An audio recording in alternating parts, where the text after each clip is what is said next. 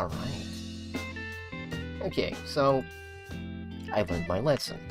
Before we even get started, I gotta do some warm-ups.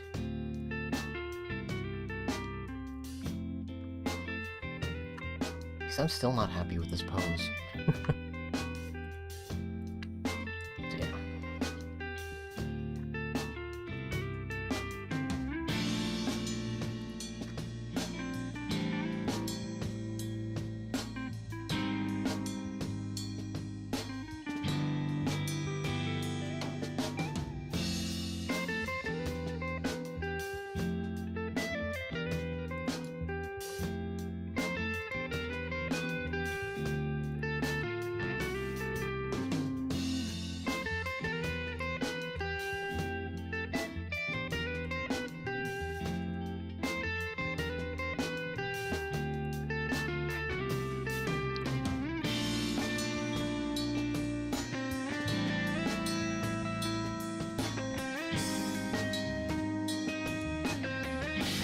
Yo!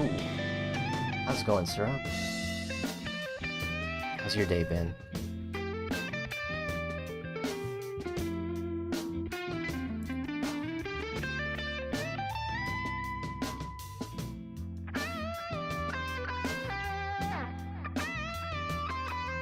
So yeah, I like using, wait, did I accidentally flash it? Supposed to have, 2 tabs open, but, yeah, this website, Line of Action, is really good if you're trying to get a good feel for a pose. So you just select what models you want, and you can set a timer so you don't spend too much time on it. And you can just train your brain to instantly recognize gesture. So, yeah, that's what I've been doing.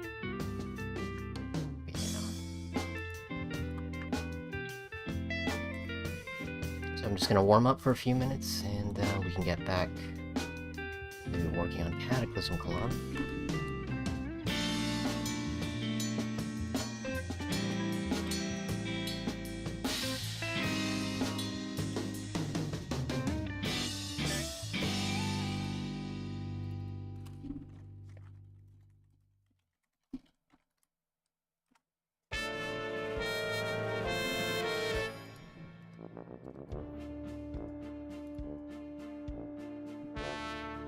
I've been sleeping all night, but at night I haven't been drawing enough, so I pulled out my big sketchbook and drawn on it. Nice. Also, is drawn a word? Yeah, I'd say it is. Pictures already been drawn, swords have been drawn, you know. Yeah, it's a word.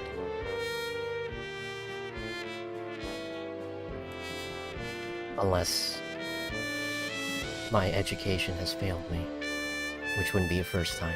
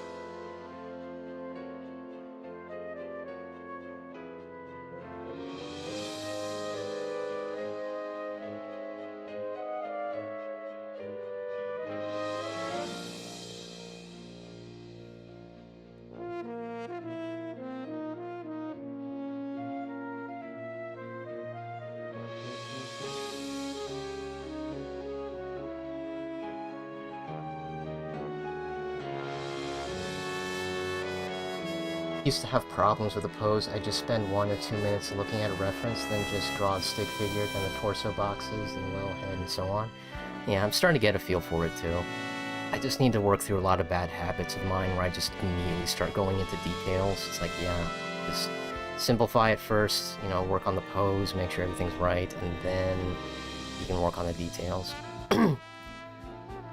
So, yeah. And plus, you know, warming up. That's kind of the whole point. It's just trying to get past these bad habits. You have to teach yourself to, you know, teach yourself good habits instead.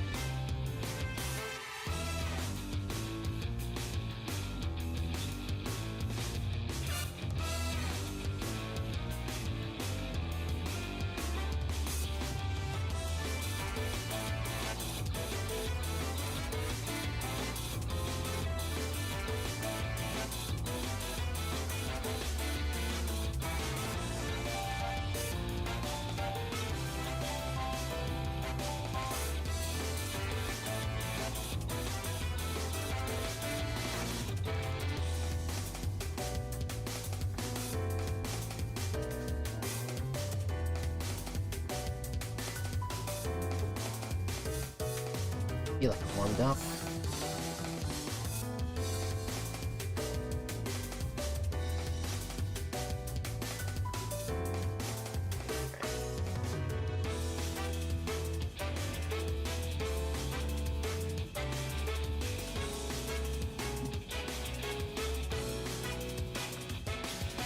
Okay.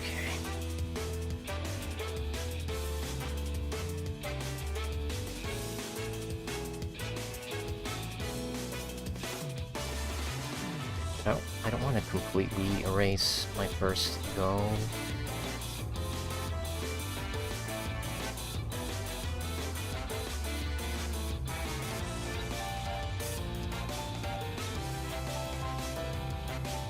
Just a little too many layers. What is that? It's like, man, how many construction folders do I need?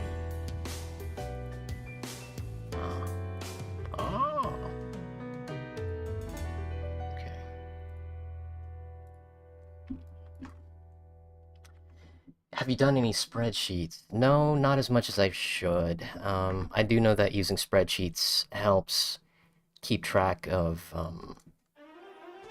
proportions a lot easier because you can line up stuff much quicker because, you know, there's grid, but then again, I guess I could put a grid. I'm not sure if it's going to show up on the stream, but yeah, here's a... Where is it?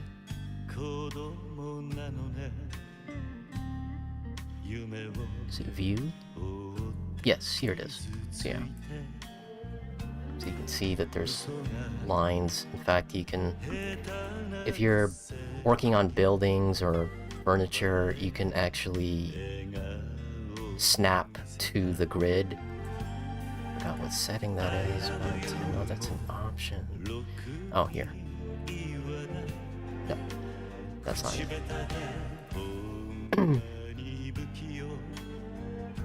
Snap to grid, there it is. Control 3.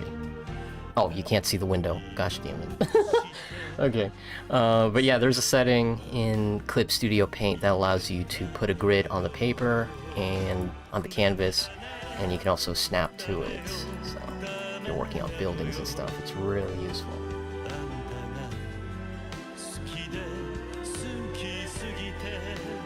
Okay.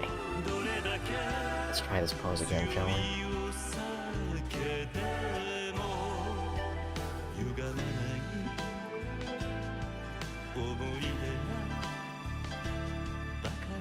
Or maybe I shouldn't have the first iteration. I'll just build off of it.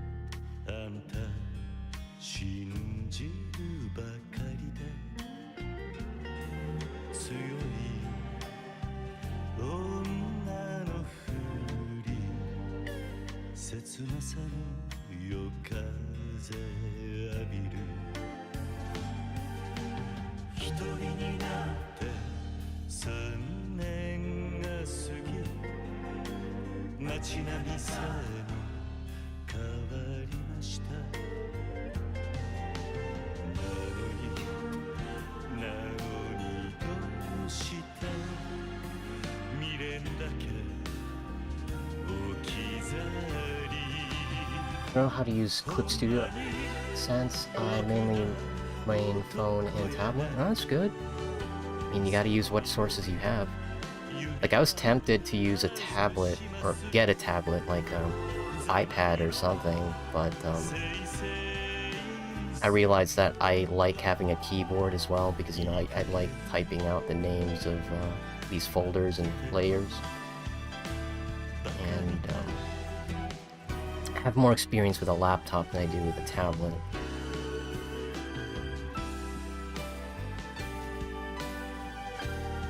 And plus my hands get sweaty easy, and that's one thing I worry about, you know, drawing a tablet. You know, the screen gets warm, so there's that I gotta consider. But yeah, just having a portable device that's small and convenient, and you can immediately start drawing on it. There's a lot of advantages to it. I mean, I'm definitely going to be saving up for a Wacom Cintiq. So, yeah. I'm going to have to get used to how warm tablets can be. The screen, I mean.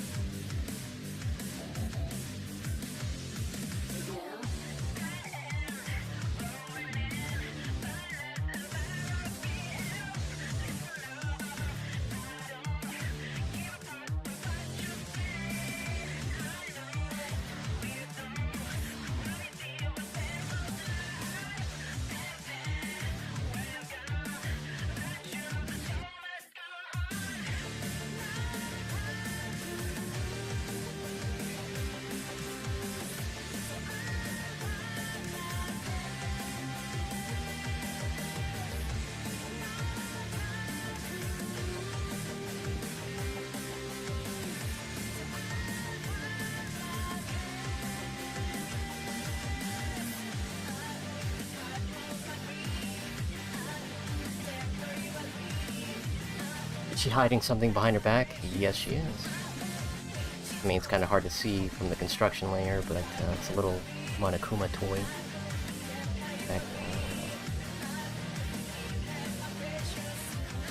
There it is.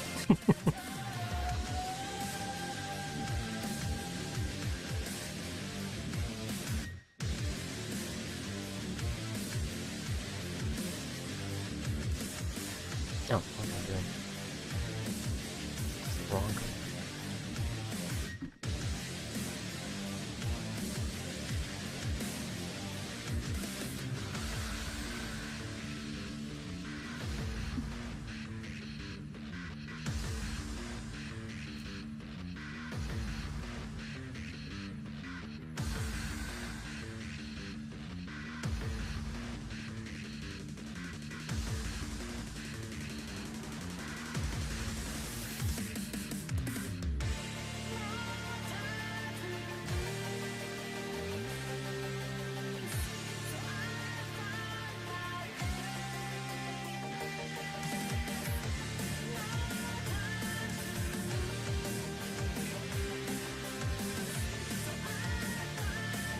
Ooh.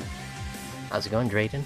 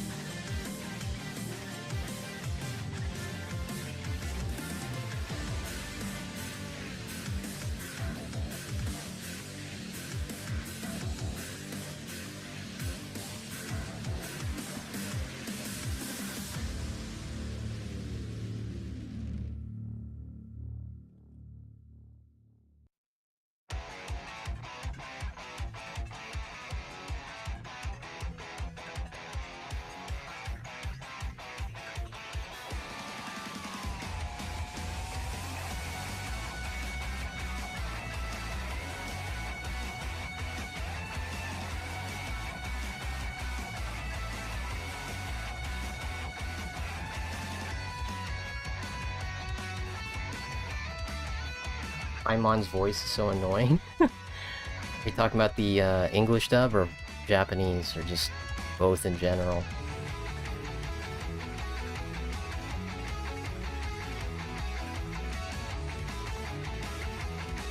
I mean, I don't play Genshin Impact, but if I remember correctly, they did change the voice just a little bit. It's still the same voice actor. They just made her, you know, have just a little bit of a deeper voice. But I'm not sure how much of a difference that makes. At least for the English voice acting. I'm not sure about the Japanese or Chinese. Chugoku. But yeah. Emergency rations.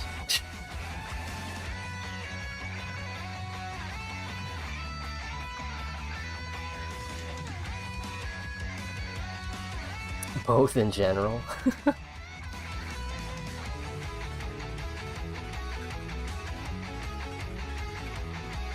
I guess it's kind of like a nod to Navi from Legend of Zelda. I guess it kind of makes sense that she'd be a little bit anyway. Just a little bit.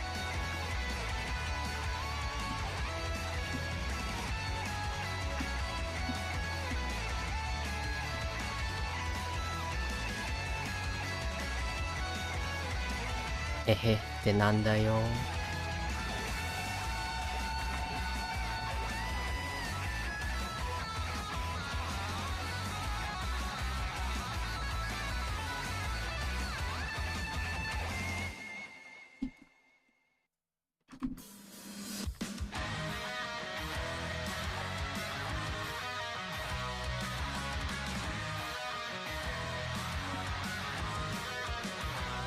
It's so loud and squeaky.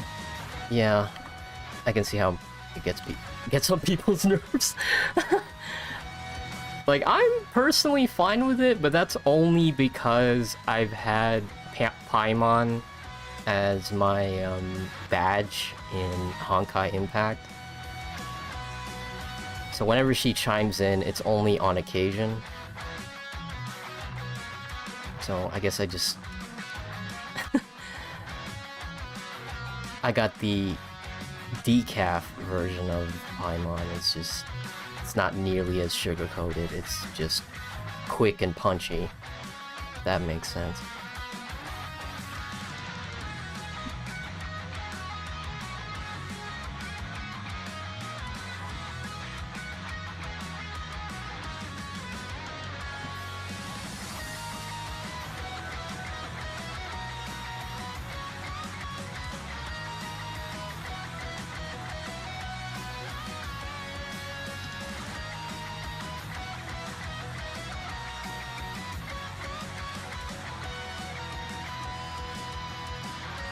Lucky.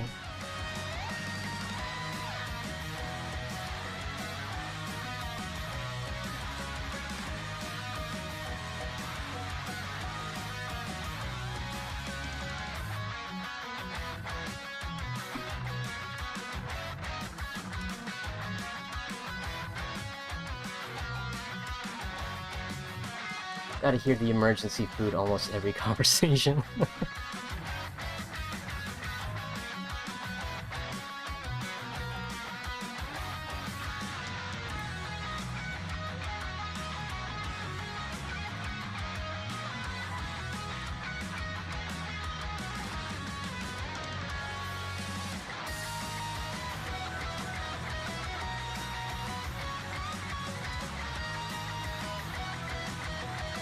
Yeah, Honkai just released a new character. It's not Pedro, it's... Pardo. The only reason why I remember that name is because of Hotline Miami 2. Manny Pardo.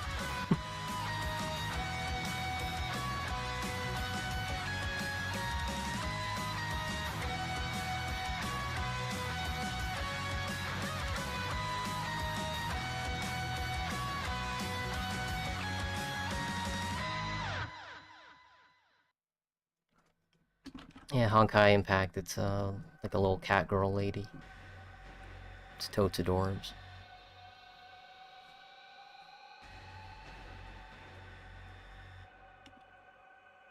I haven't unlocked her yet, I'm still saving up on crystals. Plus, I think there's supposed to be like a spending event. Either this week or next week, so I'm just kind of holding off on the gacha so I can reap the benefits. You know, patience is everything.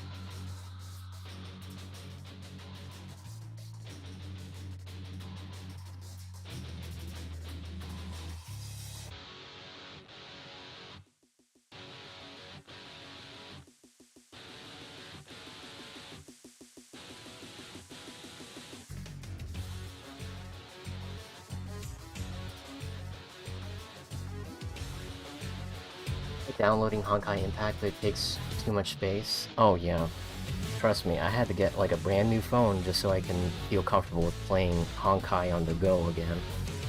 Otherwise, I just play on PC. Even though Honkai Impact isn't an open world game, it has open world maps. Like 4, in fact. Technically 5 because one of them's tied to the story, but... I mean, I guess technically all of the open world maps tie into the story, but the main plot... Honkai has this weird thing where 2 of the open world maps take place after the story, which I'm not sure how that works. It's almost like a giant spoiler. Like, for the longest time, I thought that the open world chapters were kind of like a prequel, but no, I get the feeling that this actually is a sequel. So the main story's not even done, and they're already working on the sequel, which is funny. But I don't know, maybe there's just a huge twist, and, you know, it takes place in an alternate reality, which is entirely possible, because, you know, traveling through different universes is part of the plot. Timelines, even. Trying to unlock a win character, Sucrose. I've been spending all of my gems trying to get her. Oh, yeah. I've gotten to a habit where I don't even start spending... all your gems. I don't even spend my crystals until it's guaranteed I'm gonna get it, no matter what. So in the case with Honkai, with a lot of the top tier characters, it's a guaranteed drop if you spend the crystals to get 10 drops each time.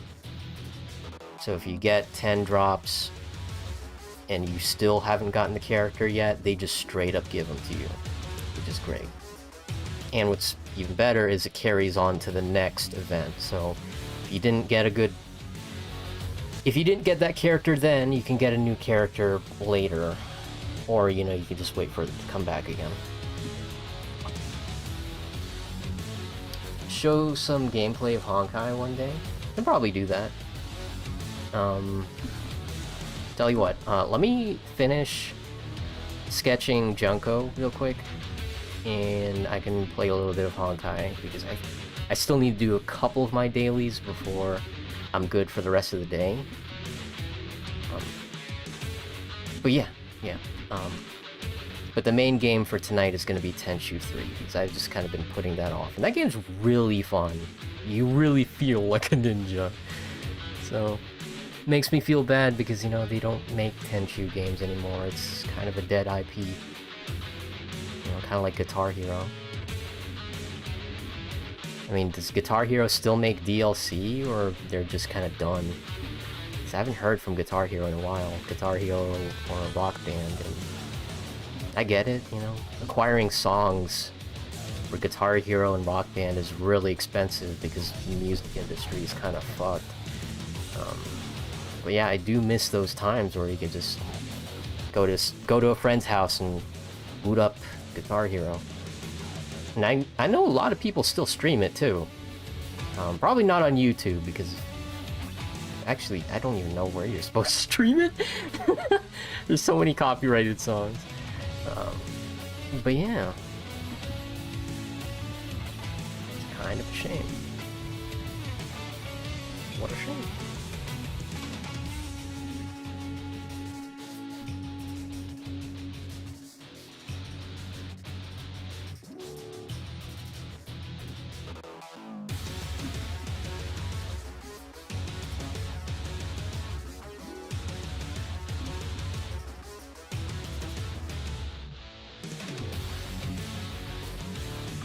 Guitar Hero was a fun game.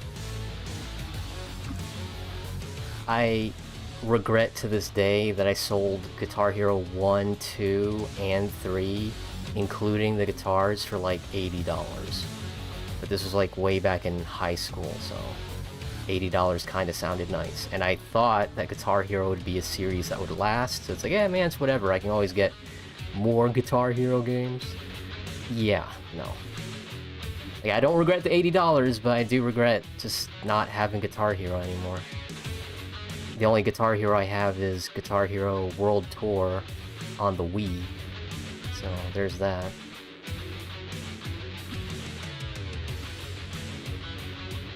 Which is why, you know, I always tell people the same thing. Hey, no matter what happens, don't sell the games that you thoroughly enjoy. Like, if it's Madden or FIFA or, you know, like a wrestling game that comes out every single year, yeah, you can probably sell it, no problem. Because they make those things on the fly. Call of Duty, even. It's like, who cares? Just get another Call of Duty copy. Or just download it digitally. But For games that you thoroughly enjoy, that are just part of your... of games that, if you don't know what to play today, you can just pop it in and just have fun. Yeah, don't sell that. Hold on to that for dear life. Because even if they remake that game, you know there's going to be content that's going to be missing because of licensing issues and whatnot. I mean, look at the Grand Theft Auto Definitive Edition. Like, oh my goodness gracious, just how horrific can a remaster be? Just... all the people who worked on the original game have left. Grand Theft Auto especially, like Leslie Benzies, Sam and Dan Houser, Laszlo, they've already left Rockstar Games. The only people working on Grand Theft Auto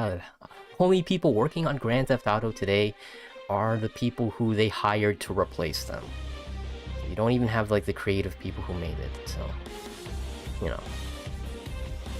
Obviously don't starve yourself. If you absolutely positively need the money, then yes, absolutely sell it. You know, your health is your priority. But if you can make do with just holding on to these moments in history, I would say do it. But again, don't starve yourself, man. You need to sell it for groceries, go for it. Your life is more important than video games. I don't think I need to tell you that, but you know, sometimes it's nice to have a reminder every once in a while. Oh boy. Iron Man was a fun song, Guitar Hero. Yeah. I was always a big fan of like the bonus songs you would unlock, like after you beat the game, or while you're playing the game. Like you would get like money playing the songs, and it's like, hey, you can spend this money to get new guitars or new characters, and you can get new songs as well.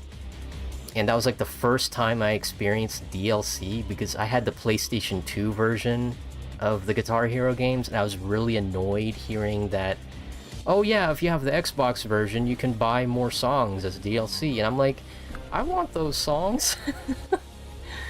But yeah, fear of missing out. I still have fond memories of Guitar Hero 2. That one was my favorite. Like, Guitar Hero 1 was great, and Guitar Hero 3 as well.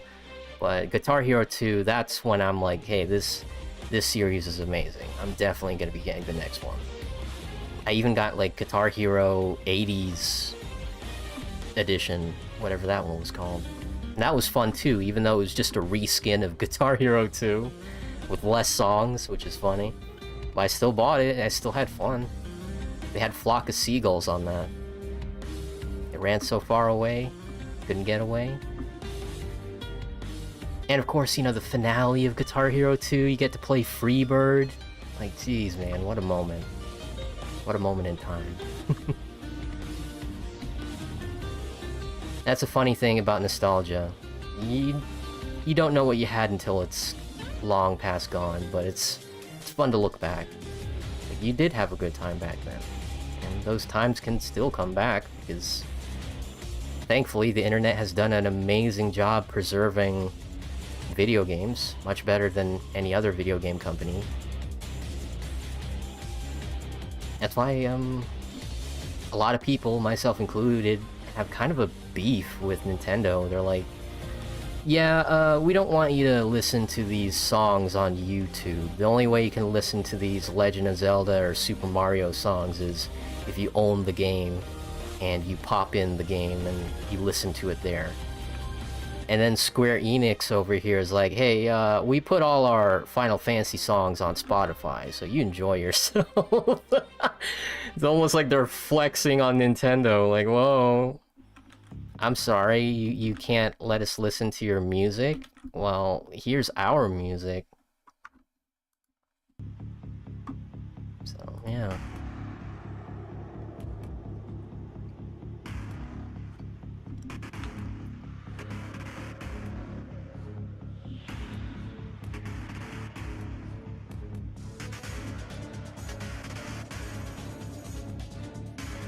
Dragon's Dogma was a fun game. I missed out on that during, I think for a lot of people as well, when Dragon's Dogma was out, people were still playing Dark Souls and whatnot. Dark Souls, Skyrim. Just there's so many good RPGs out there.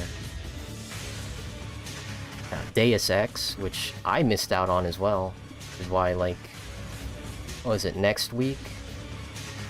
The next stream I'm going to be doing, I'll be playing either the original Deus Ex or Human Revolution, because I got both of them during a Steam sale.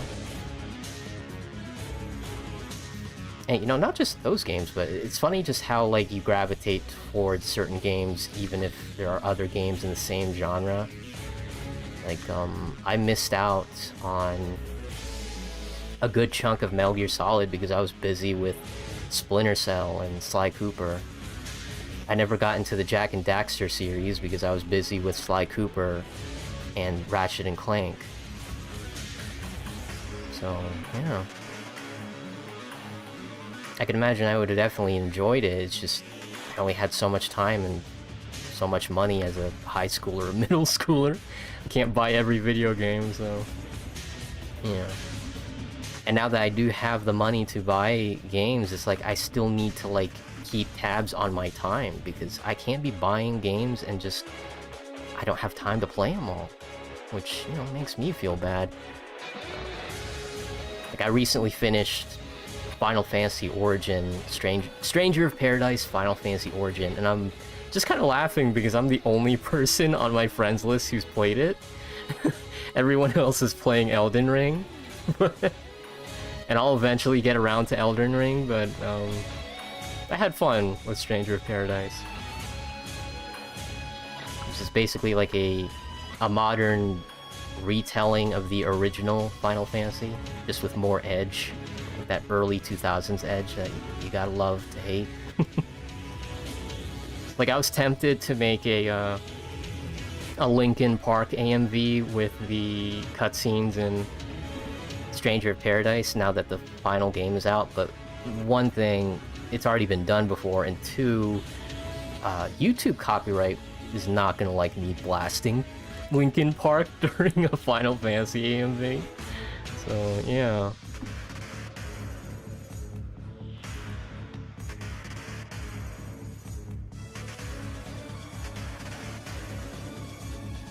Your life is more important than video games? Nah, I'm gonna stick to things and hope I get tied into one of those games.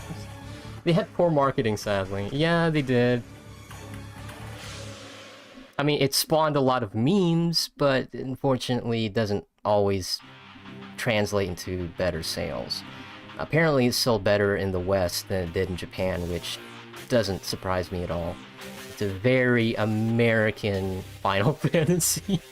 The fact that Jack really just looks like the early 2000s protagonist, just like Cole McGrath from Infamous, or just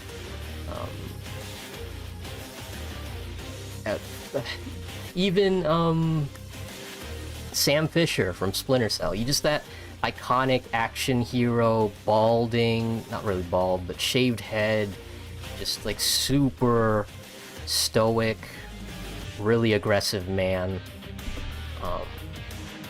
But it's funny because it's in a Final Fantasy setting, and that's why I bought the game. It's just seeing his reaction to being in a universe that doesn't really produce guys like him.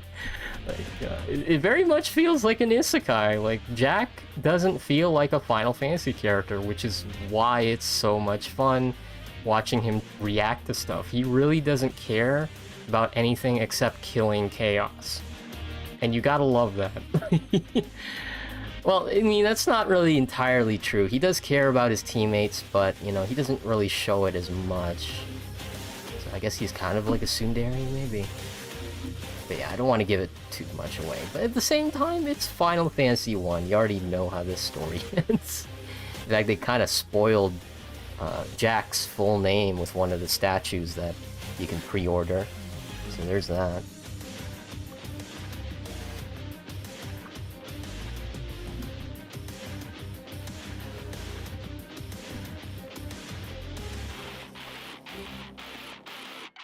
I got both versions of Dragon's Dogma and have fond memories of it. Berserker crossover, great for Dragon's Dogma. Really?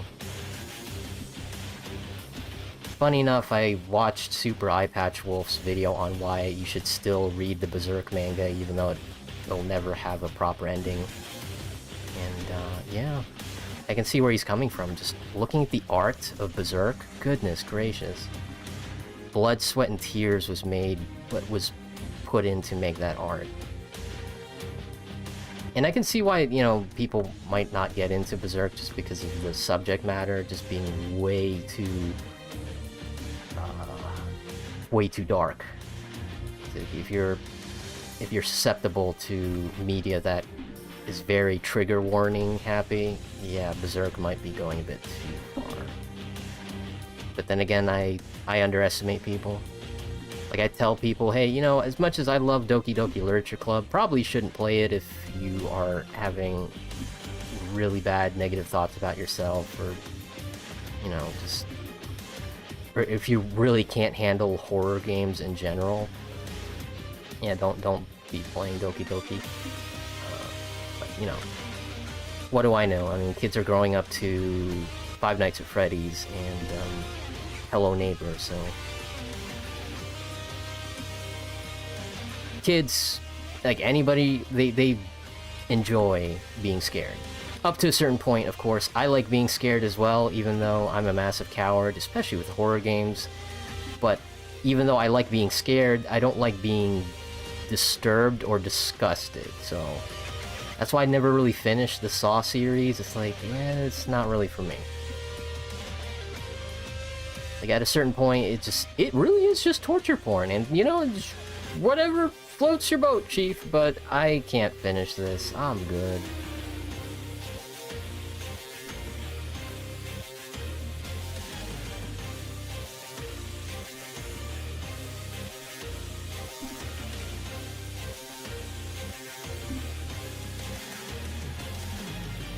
Beans. They're great for your heart. But if you eat too much,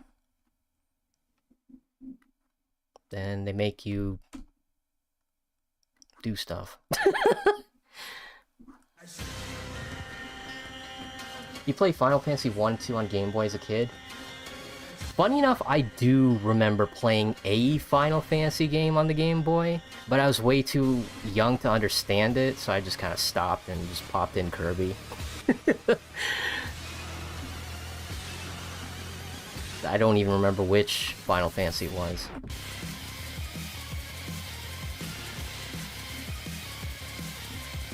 I do know that I had like this really fun Men in Black game that was based off the cartoon, not really so much the movie, but then again, I guess the TV show is based off the movie. But what's weird is it was based off the first movie.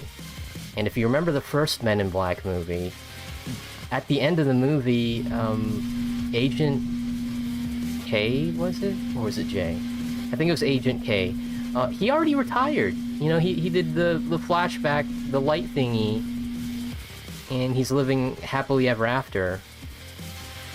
But the TV show is like a what-if situation where he didn't retire, which I kind of feel like it's...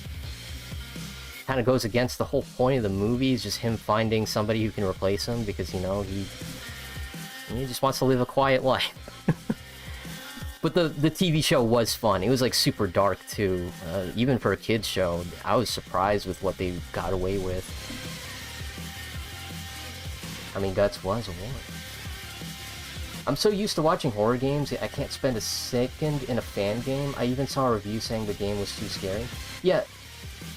Fan games are even more terrifying because you know they don't have, like, a threshold to maintain. Like, they can go balls out crazy with it, and you just have to take it. Like, that's why indie horror games will always have a special place in my heart, because they don't have to go through testing or any kind of regulation.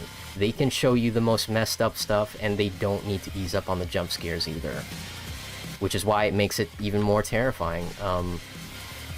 There's a indie horror game called Psycho no Stalker, and it has one of the best AIs I've ever seen of a monster. In this case, the monster is like this yandere girl, but The fact that she is programmed to mess with you is what gets people. It gets me. Because it's so easy to program a monster that's just gonna kill you outright, but for somebody to program a monster that will mess with you and is trying to torture you and just driving up your adrenaline and then purposely letting you go just to give you false hope, it's like, whoa, dude. Like, this is too much. That game is still in early access as well. It's on Steam. But yeah, that's an indie horror game, and because it's indie, it makes it even more terrifying because it's unrefined. Wacky stuff will happen, and you don't know if that was programmed or not. So you run into these situations where it's like, okay, I don't know if she was just teleporting or she can read my mind, but then you have to remember that video games are a program, and it's really easy to program something to record your behavior to use against you.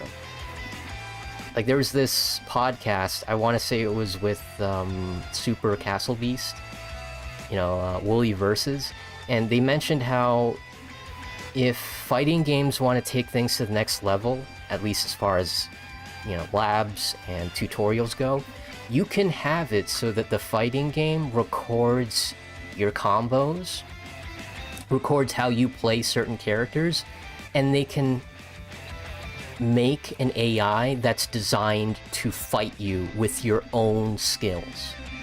Basically a mirror match in every sense of the word. So if you're like really good with Chun-Li, like the game would record how you play Chun-Li and study your behavior. It's like, oh, you block these attacks more often than not, or you like these combos in the corner. Then they can make a training AI that you can fight against that will use your own techniques against you. And that is terrifying but amazing at the same time, because like, think about how much you can learn if you can actually fight yourself. Like, properly fight yourself in a fighting game. And that's fun because, like, if you have a AI partner that's like that, you can spend so much time just doing that, and when you finally jump into online multiplayer, you're going to be a completely different beast because you know what your weaknesses are. Like, that is just huge. You know your own weaknesses and how to counter them. So yeah, just like, graphics is one thing, you know, graphics will always be getting better and better with each new console, each new year, but I'm more focused on the AI and how they can use it to make the game pretty much future-proof. Like, you can have, like, what, Street Fighter 7 or Mortal Kombat 20, and they have that adaptive AI. That game is gonna last forever. Just the fact that it can record your moveset, your behavior, and then use it against you. So that's why I really enjoyed my time with Psycho no Stalker, which I still need to beat, but I was just impressed with just how the AI can just mess with you the longer you play it. In fact, the game gets so much more ridiculous the longer you try to survive it. Like, I would say just try to escape as soon as possible, but that's not really easy given how good the AI can be. Do you enjoy drawing boobs? Yeah. I'm a man of simple pleasures. I have yet to meet an artist who doesn't enjoy drawing boobs.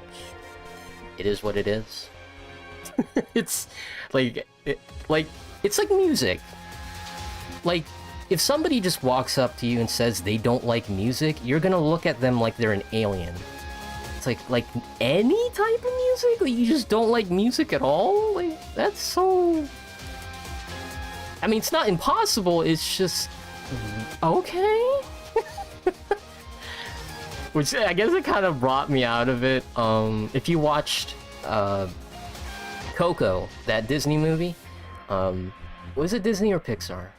It might have been Pixar. But Coco, yeah, that grandma hates music, and I'm like, okay, I can see where she's coming from, but like, all types of music? Like, I get it, you know? But Yeah, so... Yeah, boobs. It's part of life. Can't really complain about it, it is what it is.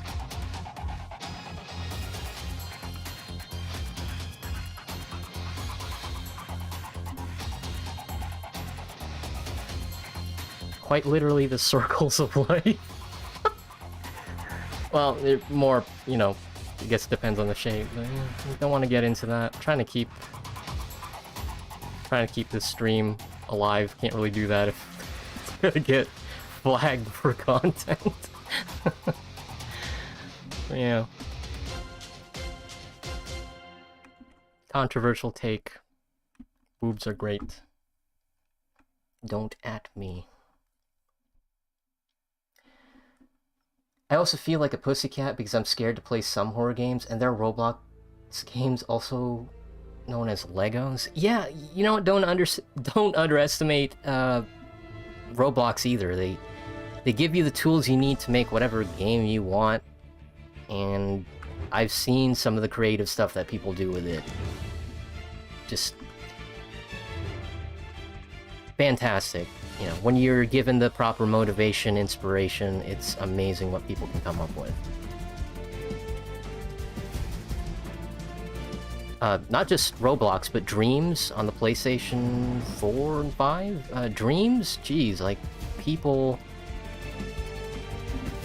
I shouldn't even be surprised because it's by the same people who made Little Big Planet, and you know how creative people were on Little Big Planet, so... Yeah.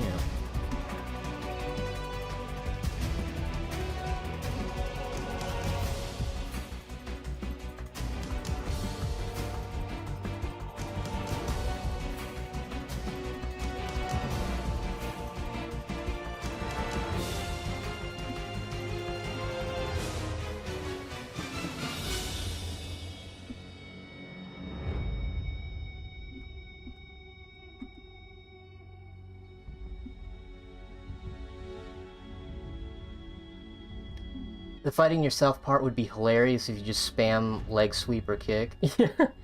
Records the battle techniques, my button mashing skills are unrivaled. Yeah. You fool, I'm a bad artist who focuses on drawing creatures instead of moves.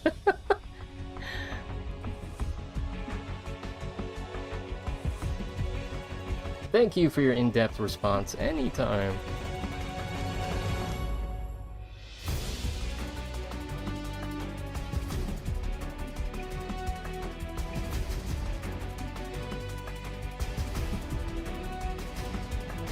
Okay, let me just tell you that, I always get nervous drawing Junko because depending on the angle, this can get, like, real...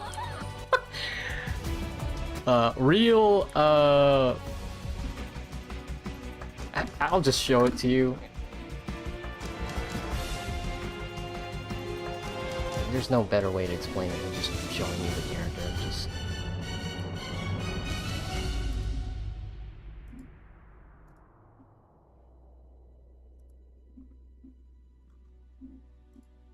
Boop. Okay, just look at that skirt. It's... You so much lean in a certain direction, and this is gonna go from PG-13 to R in a second. Or maybe it's just gonna go from PG to PG-13 in a second. I don't... Yeah, it's just... What is that, like an inch? So yeah. Believe me when I say her skirt is actually that short. In fact, I'm probably being a little generous. But, yeah.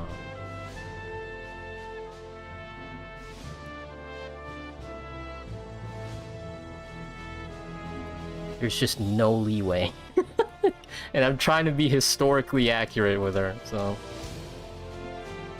Excuse me.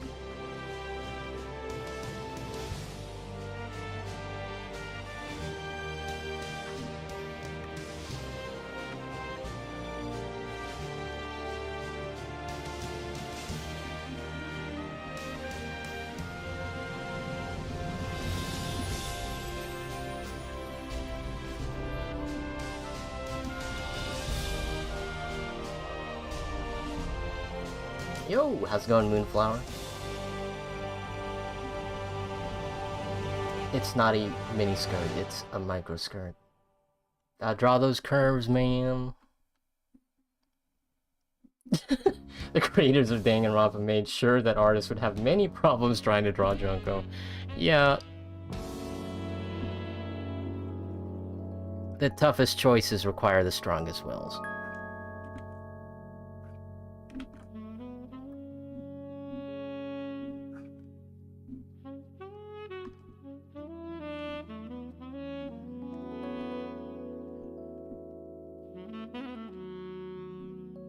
Okay, I'm gonna have to like put a shadow or something.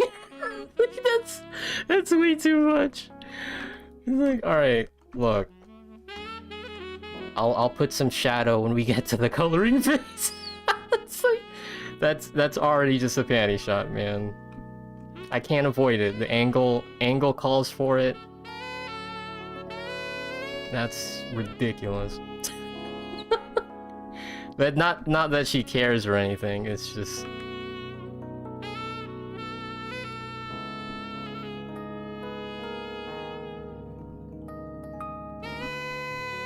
Yeah. That's the best I can do. Take it or leave it.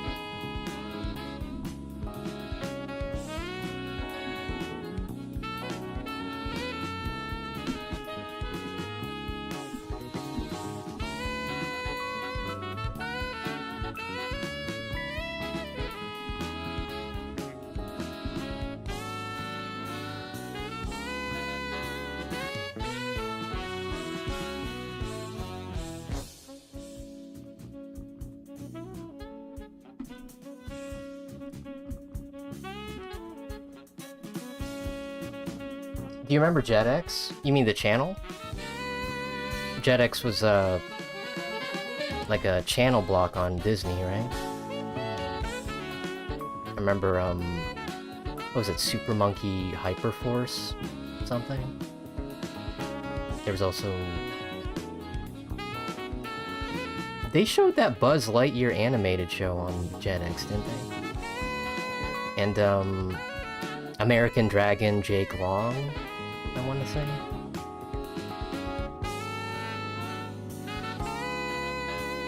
Could be wrong though. I just remember it was on Disney, right? Am I right?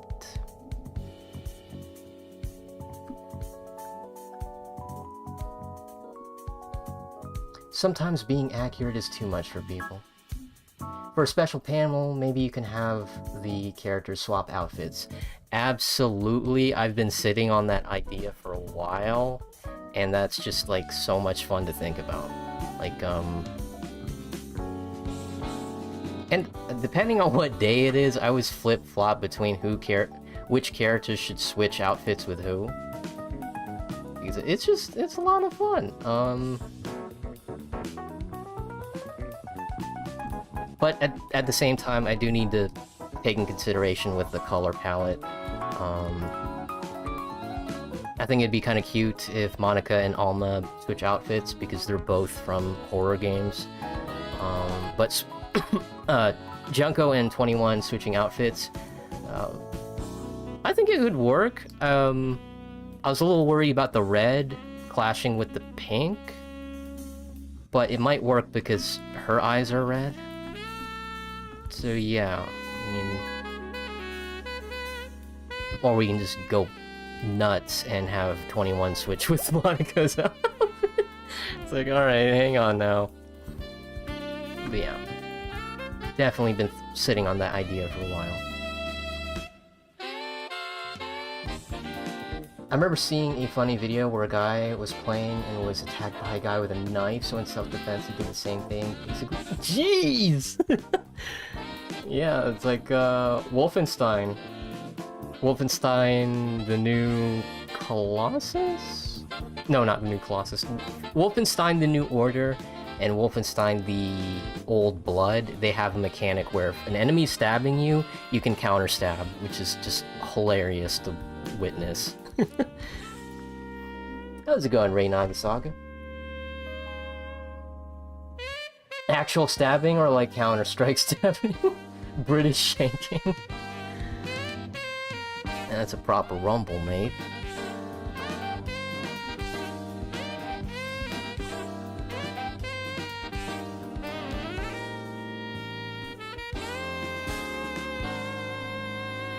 A proper rumble.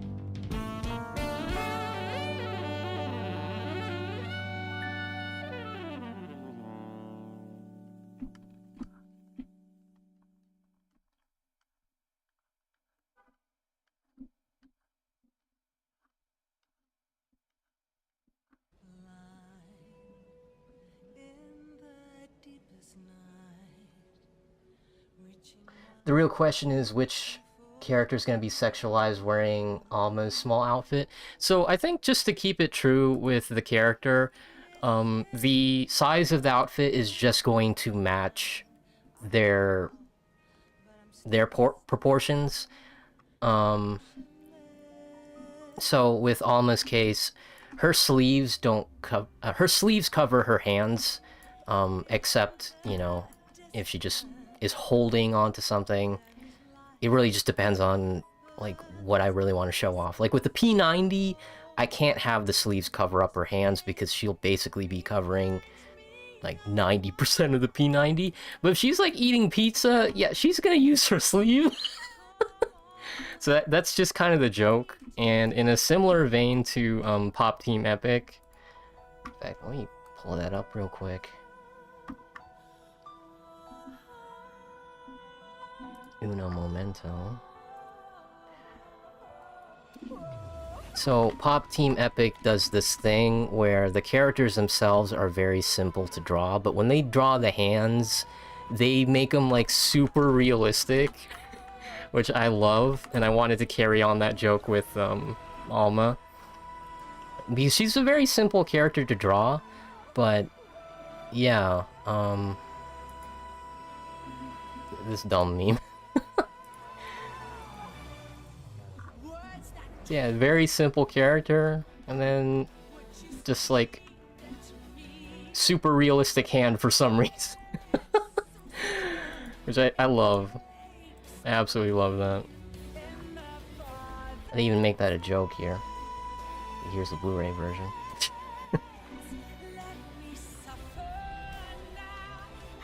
Oh, here's the best example right there.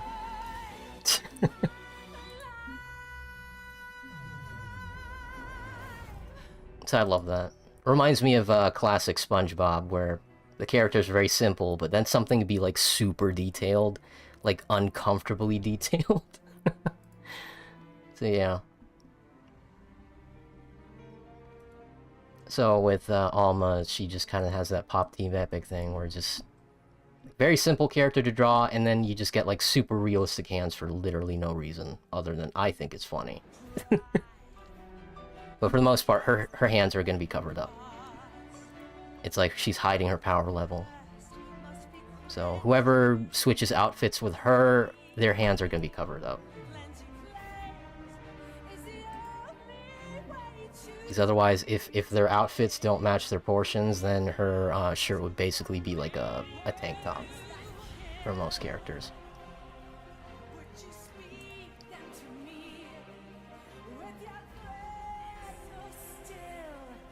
I think Oban Star Racers was also there too. I'm not exactly sure what that is. Looks very interesting to me though.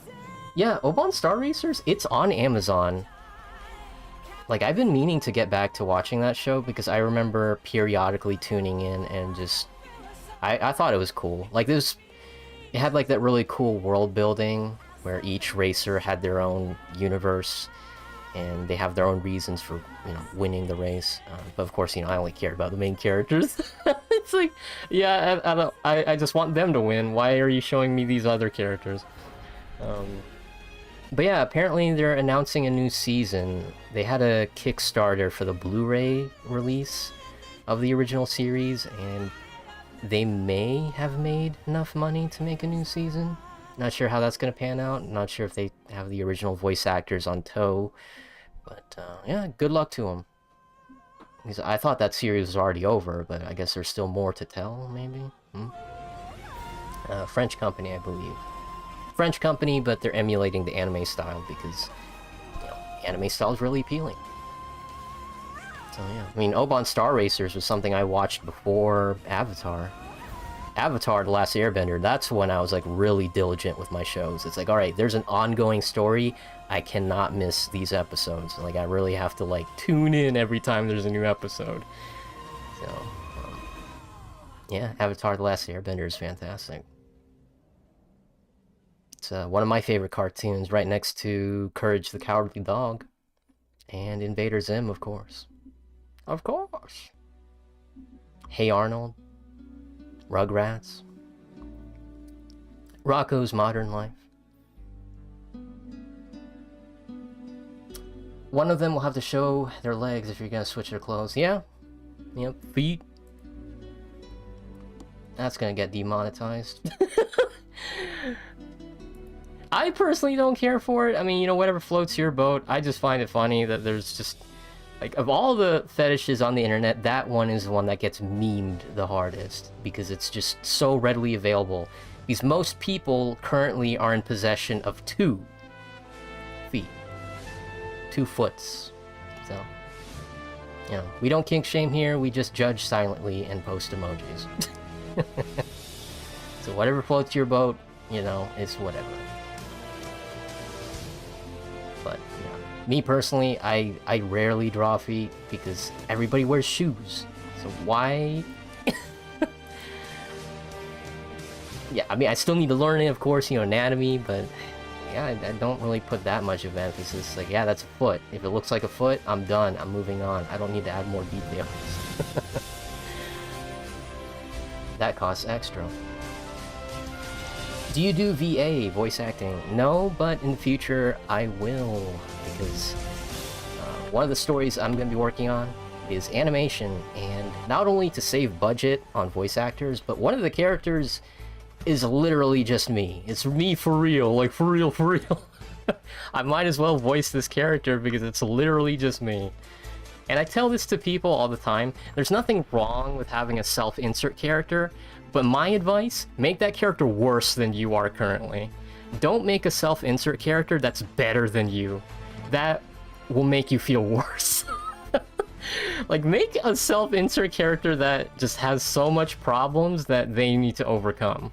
So you can start out as them being, like, worse than you, and then you can, like, slowly build them up to you, who you are currently, so you don't feel nearly as bad.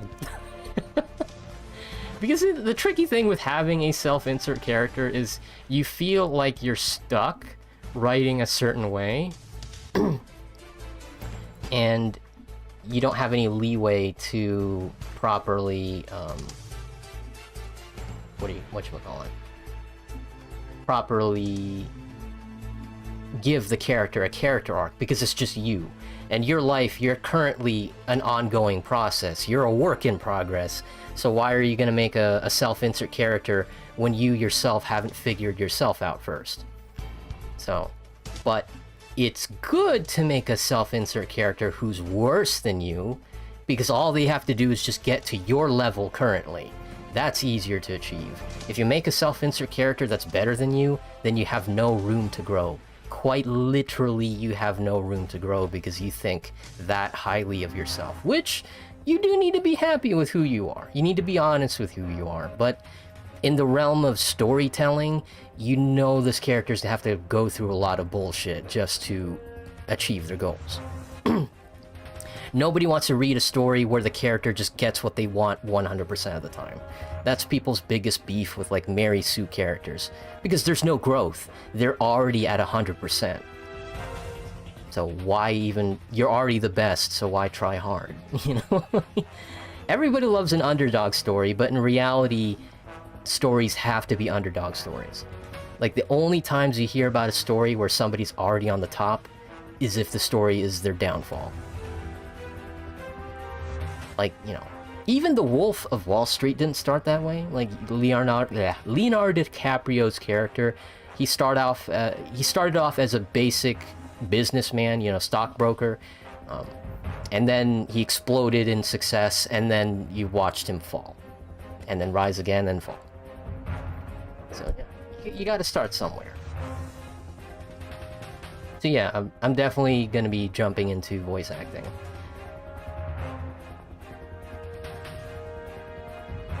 Because voice acting is so much fun. I don't have nearly as much range as other people, but you know, the characters I voice, I'll voice with all of my heart.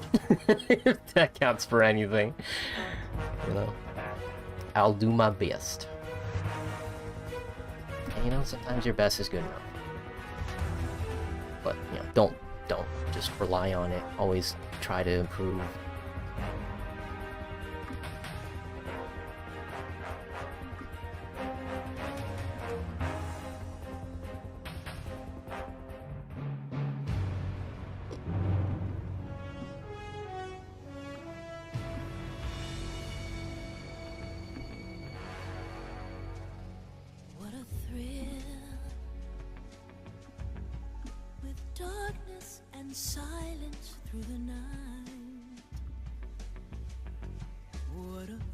Junko's a fashionista, yeah? Give her the outfit she wouldn't be caught dead in, and then rotate from there. So, the only way I can think of is the one that she wouldn't be caught dead in is Alma's, because it's just so, like, basic. Like, there's just no variety whatsoever. And even then, she can probably rock it just because of her proportions. But, I mean, yeah, you wouldn't be called the ultimate fashionista if you can't make something of the outfit. So she can probably rock it. The way that she would wear it would be something similar to, like, a nightgown. So it's, like, very tight. So even though it's basic when Alma wears it, when Junko wears it, it's suddenly Victoria's Secret. Because she would be fine wearing Monica's, you know she's gonna be fine wearing 21's. It would just be Alma's that would be a little bit of a challenge, but even then, like I said, she's just gonna wear it like a nightgown. So, yeah.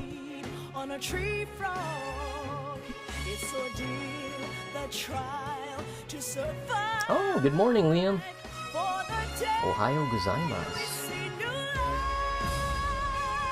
You make your feed drawings for your own fortune. Now that's what OnlyFans is for.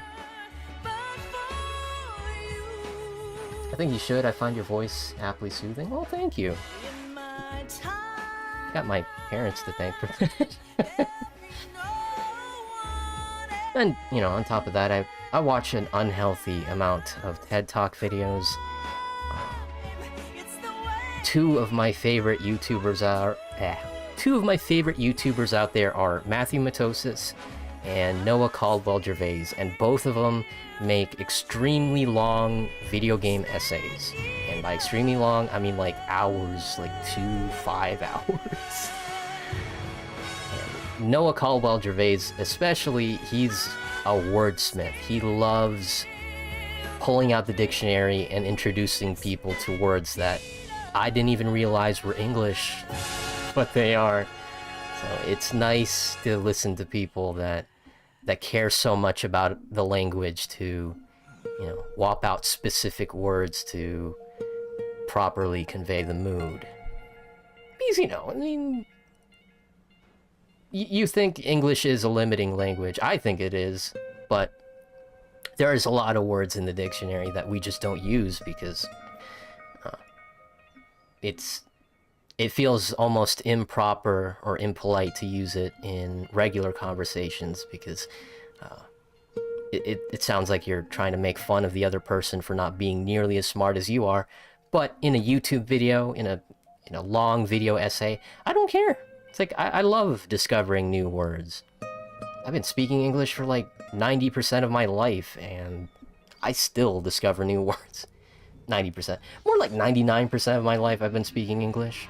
But, you know, it is what it is. So, yeah. Definitely check out those channels. Matthew Matosis. You'll definitely know that name if you've watched a few Dark Souls videos. Or Metal Gear Solid. And Noah Caldwell-Gervais, he plays almost everything. He did the BioShock series, Call of Duty series. Recently, he played Dark Souls, which is a big thing for him because, you know, he's not like the most talented gamer out there, but he was able to play and finish Dark Souls 1 through 3 just fine.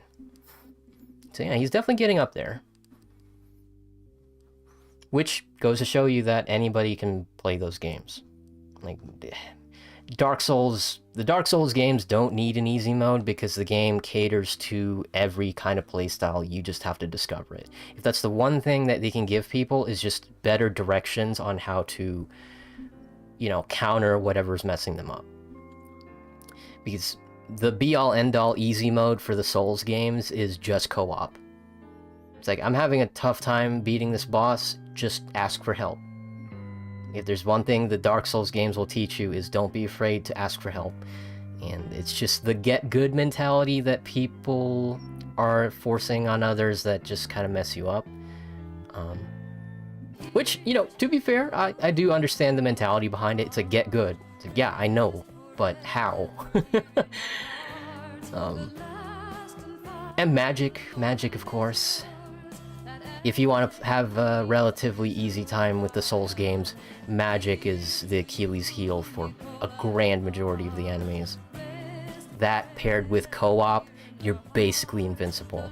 Like, while your co-op partner is jumping in, taking the hits, you're hanging back and firing shots.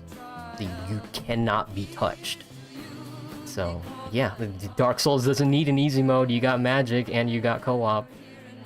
It's entirely up to you if you don't want to use the things that will make the game easy. It's like, okay, well, I didn't actually beat the game because I played co-op. No, you beat the game. Believe the game when they say you defeated, or victory achieved, or nightmare slain. Like, the game is just telling you you did it. No matter what methods you had to deploy, you beat the game. So don't be following those people online saying, oh, you didn't beat the game because you were blocking or you're using magic. It's like, dude, a win is a win. The game didn't tell you you shouldn't use magic or you shouldn't use co-op. In fact, you can always take it a step further, of course. It's like, oh, you really want to get good? Well, if you didn't beat the game blindfolded, you didn't actually beat the Dark Souls. There's always going to be a next step, like, above that. It's like, there's no limit to how petty people can be online, unfortunately. And here's the funny thing. The easiest way to counter it, get good, does not mean be the best. Get good is just you being good enough to finish the game. You don't have to be the best. You just need to be good. So, yeah. Get good. Scrub.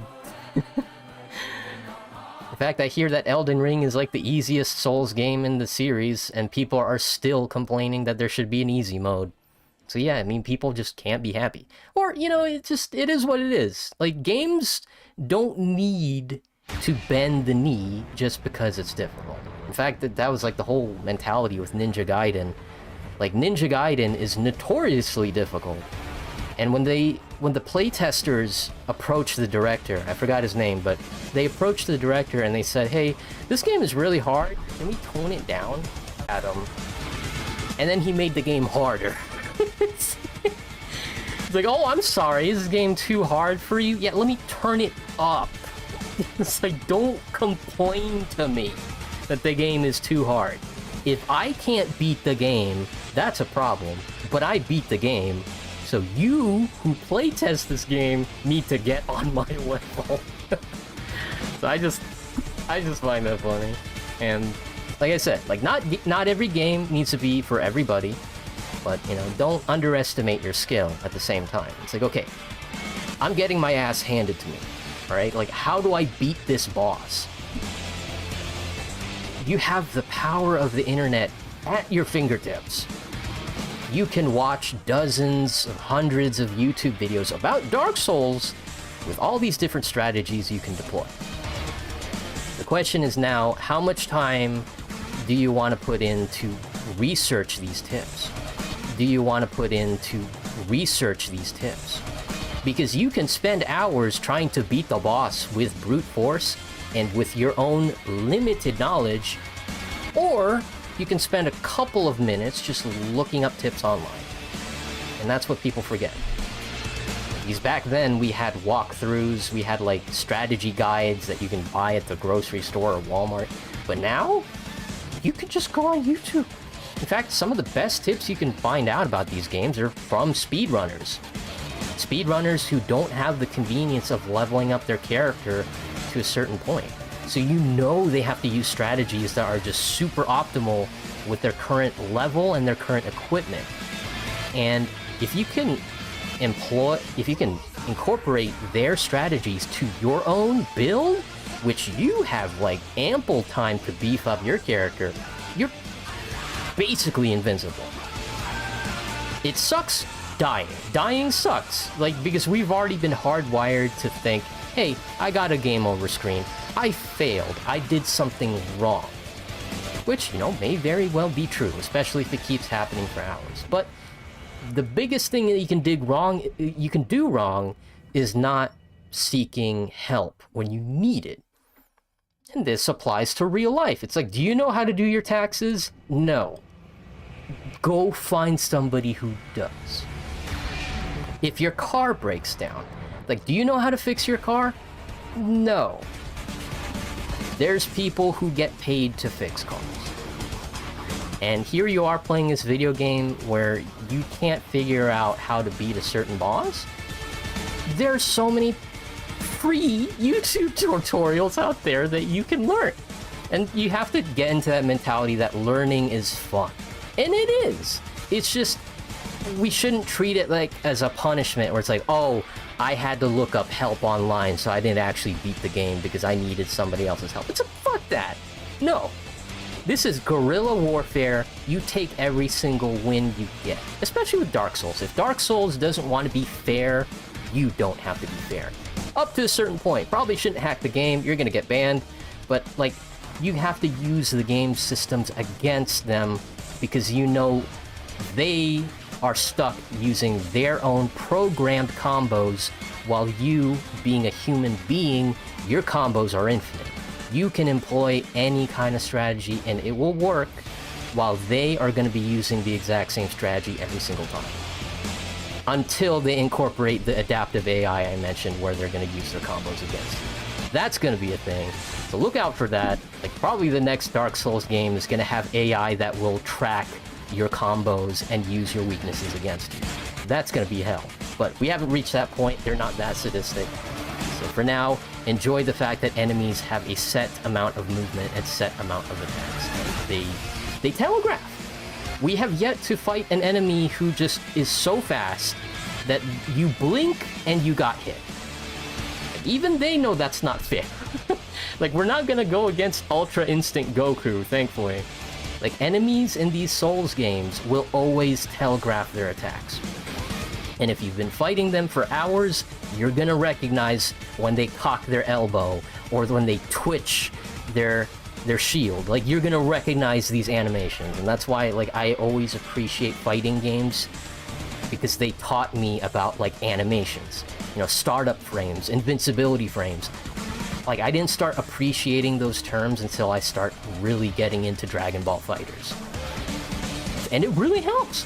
I'm like, I can use the stuff I learned from Dragon Ball FighterZ to play Bloodborne or Dark Souls. Where it's like, alright, I recognize this animation. This is the timing I need to parry it. Or, hey, this is my range, this is my hitbox. Like, I don't really play with the frames too much, but it's like, hey, this weapon's really slow. He's gonna hit me before I even get the wind-up. So even though I'm not counting frames, I do take into consideration that, hey, this weapon has a long startup time. So yeah, that's how I feel about it. I completely forgot why we started talking about Dark Souls, but here we are now. Just grind until you're OP, you know? Same with Demon Souls, farm grass and you'll be already... Yeah, just touch grass until you're invincible. No maidens? Can't beat Dark Souls if you never play it. Yeah, dying sucks. You can't do your taxes, just evade them. Or just go to a country where it isn't that complicated. I think evasion is the aim of the game in Dark Souls, yeah? If you're going for a dex build, yeah, you can't tank hits. Yeah, easy mode on a lot of Souls games is just get like a tower shield, like a big shield that blocks like 90% or even 100% of the damage. And you're good! And like I said, there's always gonna be like petty people online who are gonna be like, oh, you used a shield, you didn't beat the game. Like, there's no end to how petty people can be. And that's why I'm saying, like, if the game says you defeated or victory achieved, just believe it, alright? Miyazaki doesn't want you to suffer. Miyazaki wants you to struggle to victory. He doesn't want to bust your kneecaps, he just wants to make your legs strong. Yeah. Unless you're playing Dark Souls 2, which apparently has gotten better over the years thanks to patches, but it's still Dark Souls 2. And even in that Noah Caldwell Gervais video, he talked about how he was stuck on a boss for like 8 hours on Dark Souls 2. And surprisingly enough, he enjoyed Dark Souls 2, except for that one boss that took him 8 hours. Because the boss that he was fighting was basically RNG. The boss can basically kill you in one hit, and it has so many area of effect attacks. Like, even if you've been playing against this boss for hours, it would still catch you off guard just because... Yeah, if you're playing Dark Souls, you're gonna get up close and personal to a lot of enemies. Even with a magic build, at a certain point, you have to stop using magic and start jumping in and wailing on them, so... Yeah... I can't imagine playing Dark Souls 2 when it first came out, you know, with no patches, and only one ending. That's a mess. If you play Metal Gear Rising, Sam DLC, on Sam difficulty, the only way to live is to parry block dodge. Oh my gosh.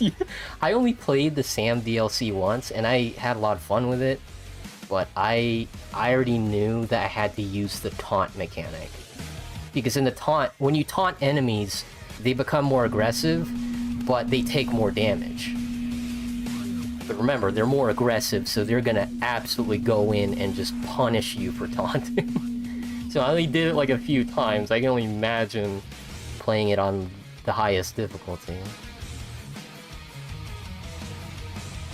Oh, and yeah, in the Noah Caldwell Gervais video, when he talked about Dark Souls, it wasn't until he played Dark Souls where he really had to learn how to block. Because in a lot of games, especially like games where it's mostly melee, he doesn't block. If he plays on normal or like easy difficulty, he can just wail on enemies with impunity. But in Dark Souls, you cannot beat the game if you don't know how to block or parry. So you have to learn it. It's a mechanic that is essential to the game. It's the foundation. It's how the bosses were balanced with the block, because there are certain attacks like you can't roll from that. Like, it will hit you if you don't block it or parry.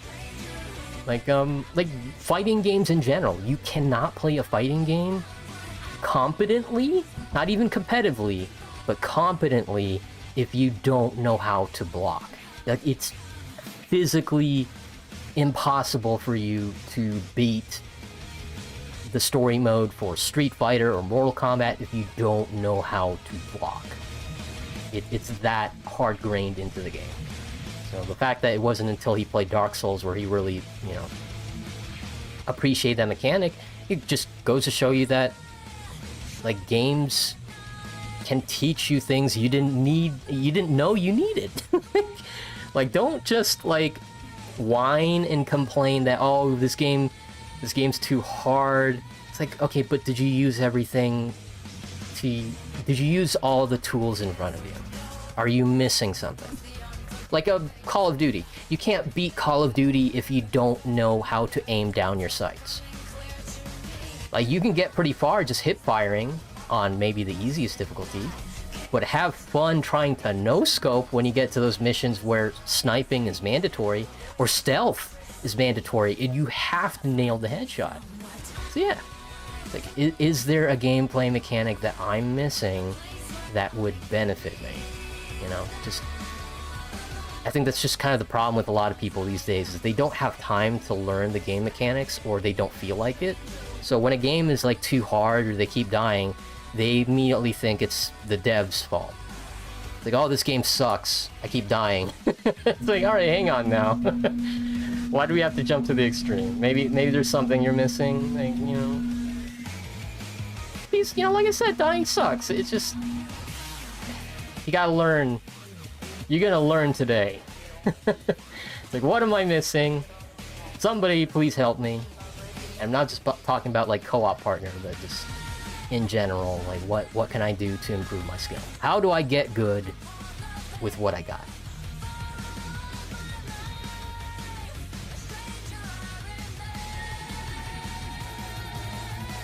Cuphead. Yep, same with Cuphead. Like, you have to pay attention to the animations for the enemies, and you have to keep track of a lot of projectiles.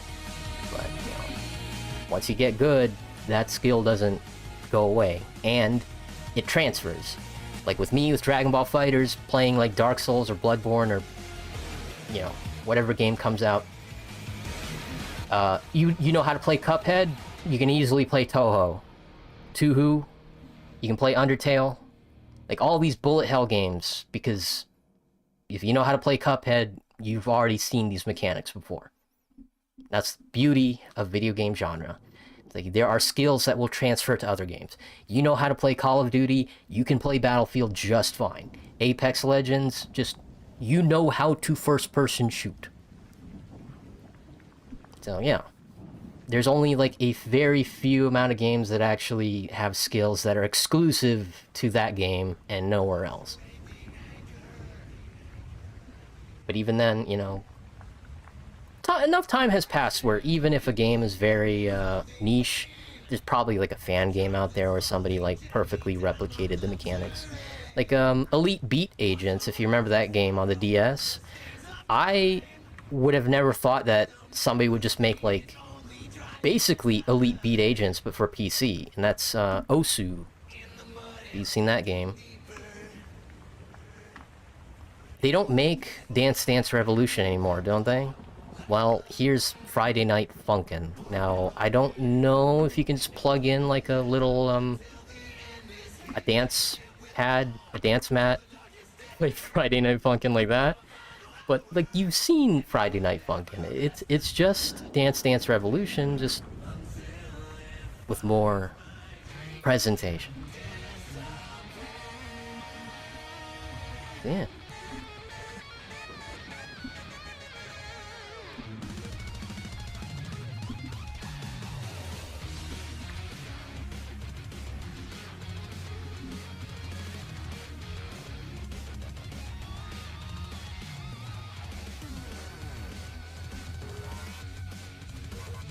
Presentation.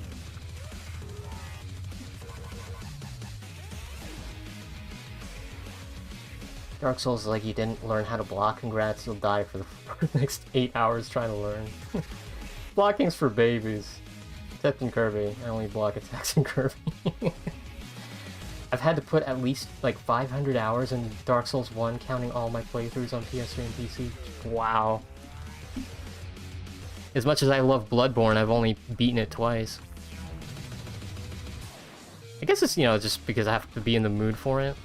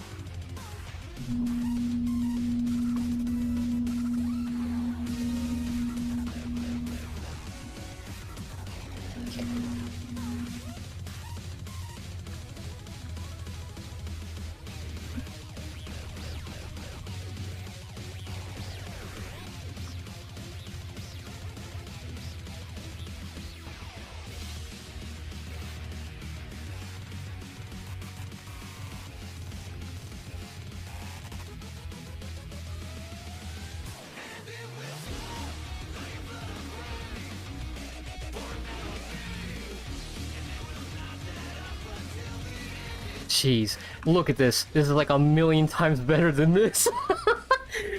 Like, see? I mean, all I had to do was just keep working on it and not settle. This is why I love the construction slash sketch phase, because like, if you're not happy with the way this looks, don't jump to the line art phase, because you're gonna make that shit permanent. Like, oh my gosh, it's like a million times better. I'm just laughing because I nailed this like first try. That just face of disappointment. Yeah. See? I can learn. I learn from my mistakes. Sometimes. Sometimes it takes me hours.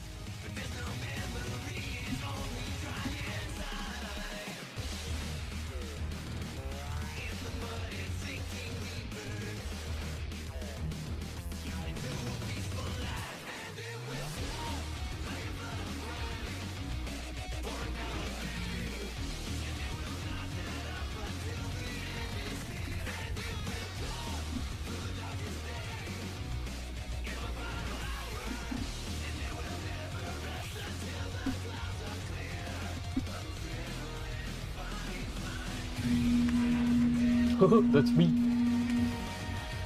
You can play Friday Night Funkin' on a dance pad? That is amazing. What is this acapella Sands of Time?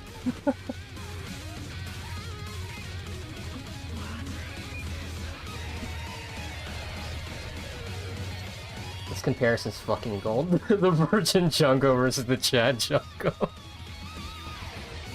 Isn't the girl equivalent of Chad Stacy? That's why you have like Giga Chad and Giga Stacy.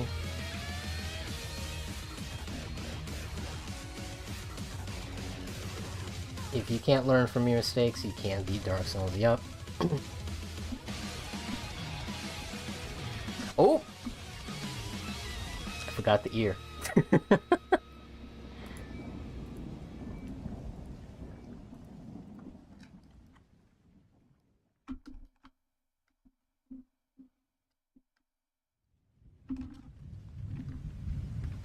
There you go.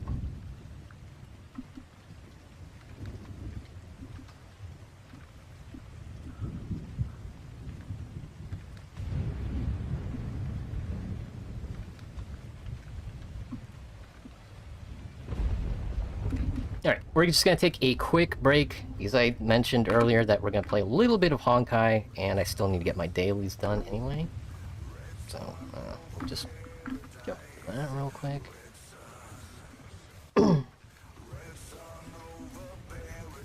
Never heard of Giga Stacy before? So there's Stacys and Karens, two types of people. Yeah, you don't really hear Stacy that often. It's just Chad.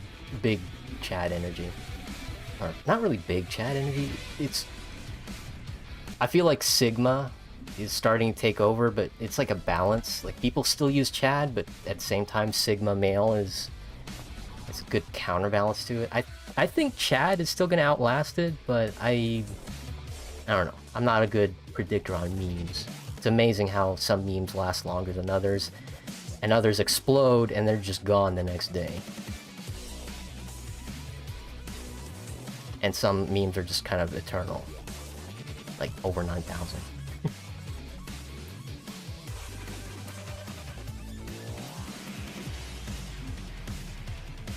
Gotcha, Angel. I'm fucking invincible. The easiest boss in Metal Gear Rising. Yup. Oh, that's another one too. You can't beat Sundowner if you don't know how to line up your blade in blade mode. Like, it's amazing how so many people play Metal Gear Rising and they don't know that you can move up and down with the blade mode. Like, they just assume that you can just use the right stick to slash.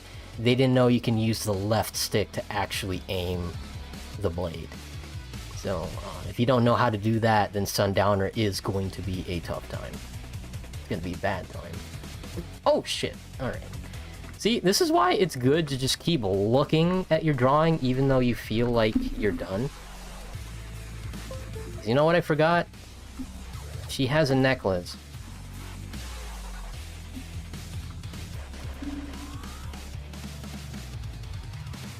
So even if you feel like you're done, just, keep looking at it and you're gonna spot something you forgot.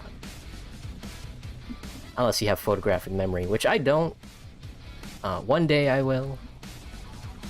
But for now, I have to double check myself. I gotta check myself before I break myself. Basically. Just, I gotta double check what else. Yeah, that's about it. Her outfit is deceptively basic, but there's like small details that you can forget. Like, a lot of people forget about the buttons. Sometimes you're so focused on the boobs, you forget that there's also a ribbon, a bow tie. Shoot, I've seen some people forget that she has those hairpins as well. Yeah. I mean, if you're in a hurry and you're just trying to finish the drawing, then yeah, you're gonna miss out on a few things. But yeah, just gotta double check your work. Proofread, I guess. Yeah, let's play some Honkai for a few minutes. Only for a few minutes, because I said I'm gonna be playing Tenchu later. And by later, probably after we're done with Honkai. But then again, after Honkai, maybe I can quickly draw Monokuma real quick, because Monokuma is so basic. Let me look at him. That's gonna take like, what, 10 minutes to draw? Based on my skill level, 10 minutes? Yeah.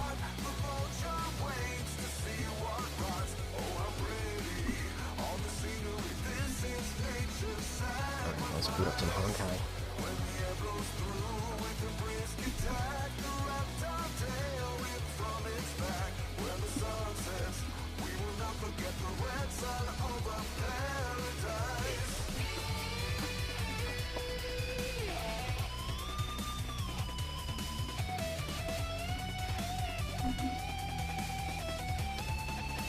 At Disney, they had an Alpha and Omega line. I was joking they're gonna turn it into the Sigma and Alpha line eventually.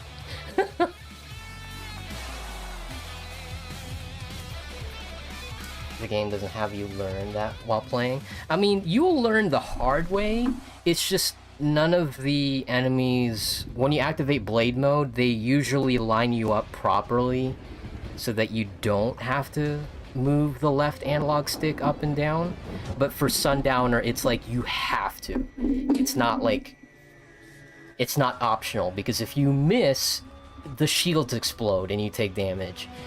In every other boss or every other enemy, if you miss, it's whatever, try again. You can keep spamming the slash, but for Sundowner, you have to get it the first try. Like every time, every team, the shield goes up, you have to hit it perfectly, otherwise it explodes in your face. So yeah, you're gonna have to learn the hard way if you didn't know that you can line up with the left analog stick. With a lot of people.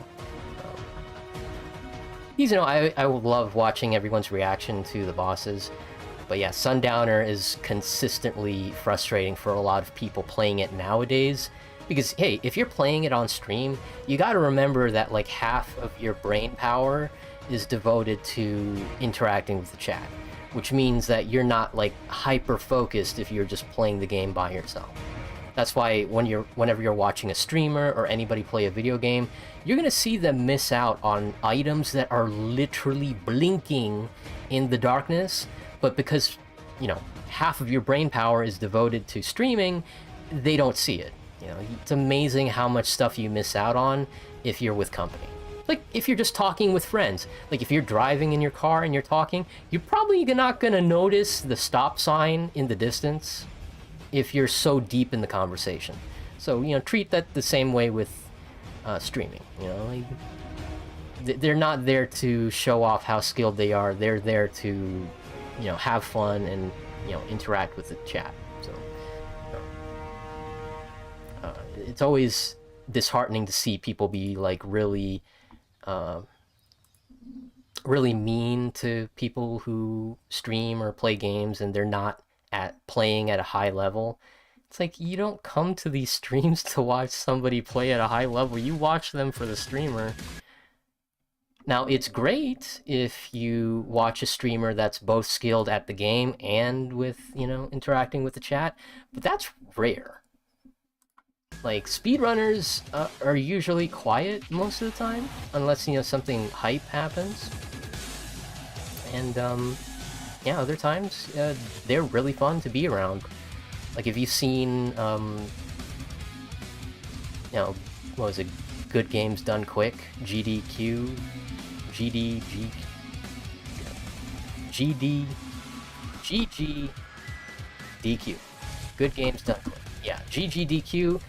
Yeah, a lot of the speedrunners there are really fun. They crack jokes, they, respond to donations while they're speedrunning a game that requires so much concentration.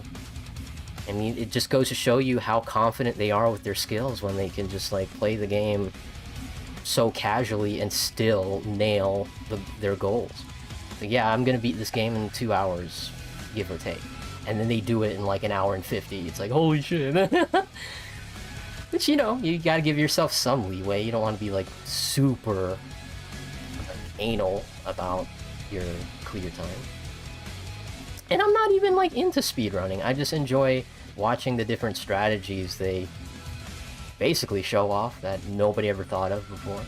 If you had a hard time beating this boss, just watch a speedrunner do it, see what they did.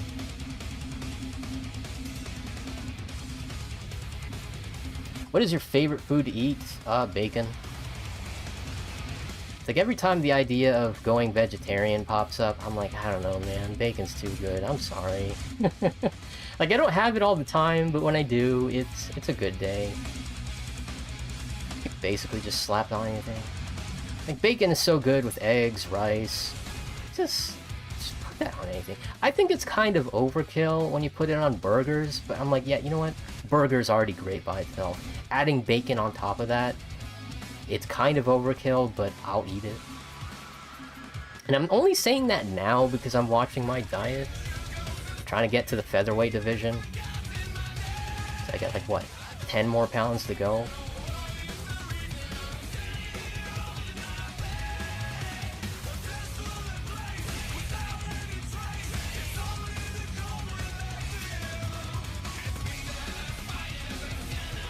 The way Mr. Whoops. Remember a video of a guy going to Disney and he was watching Kylo Ren versus Rey live action, but before the battle started, the person playing Rey had to tie her shoes real quick? When I was about 2 weeks ago, I only saw Rey and Chewie in the Star Wars section. Saw the trademark characters like Mickey, Minnie, Goofy, Donald in the Magic Kingdom, Paradise, but outside the parades, we only saw Rey, Chewbacca, and Alice wandering the parks. And they all had barricades set up so you couldn't get within 6 feet of them. COVID hit him hard, I guess. Does Indiana Jones ever walk around? That'd be a lot cooler for me than Star Wars. Didn't see any Indy, unfortunately. Supposedly, they're getting rid of the barriers the 18th of the month. I have no desire to go back to Disney for years. Yeah. Even I feel bad, like, watching stuff on Disney Plus, given, the whole anti-gay bill that they've undid. But gosh damn it, you just...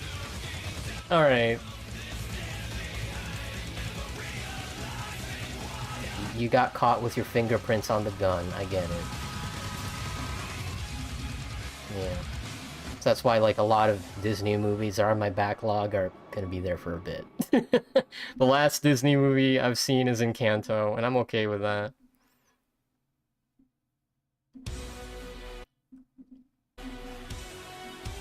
Okay, I'm running Honkai, but I forgot there was, like, a huge update today, and I still did not boot up my PC, so... Yikes. So if you hear, like, some startup music in the background, that's Honkai loading up. Let me see if I can go ahead and pull up the window though.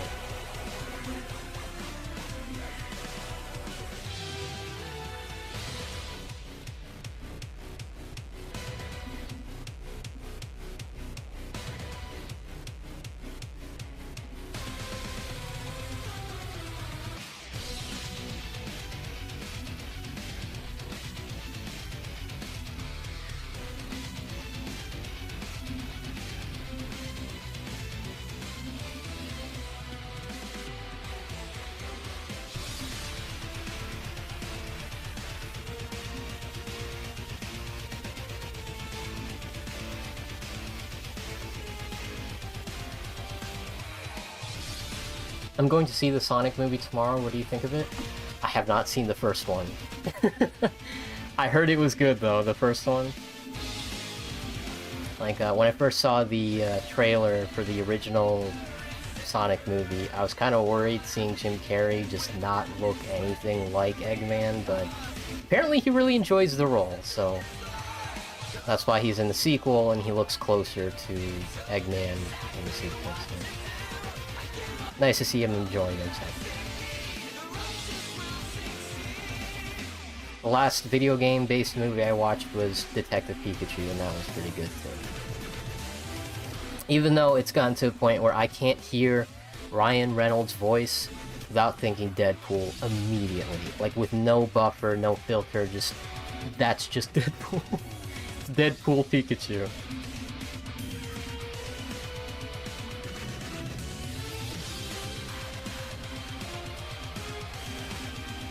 Oh, okay.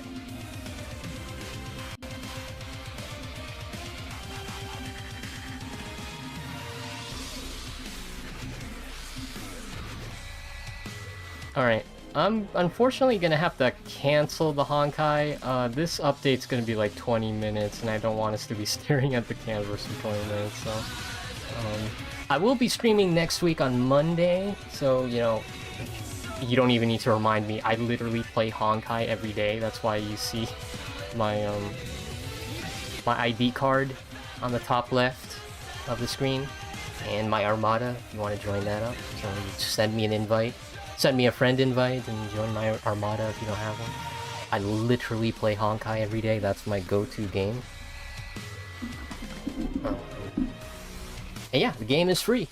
You don't need to have like an amazing phone to run it. You can just run it on low settings. I played Honkai on an iPhone 7 for like 4 years before I upgraded to the 13.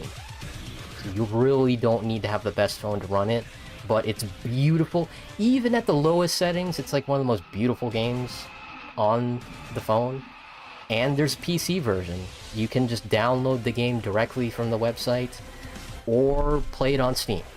Only reason why I don't play it on Steam is because it uses your Steam account. It doesn't use your Honkai account. So literally my characters won't be able to transfer if I play on Steam. I worked hard for those characters. So yeah, and also you can just download it directly from the website. There's nothing wrong with that, because if you want to play Honkai on Steam, you're gonna have to boot up Steam first. So there's that.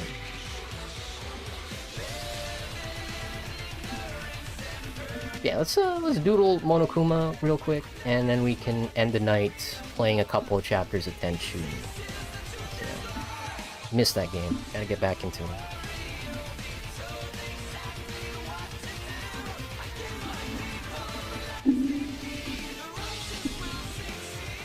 The Lightning Lane is such bullshit rich privilege line that costs $100 for the Genie Plus app.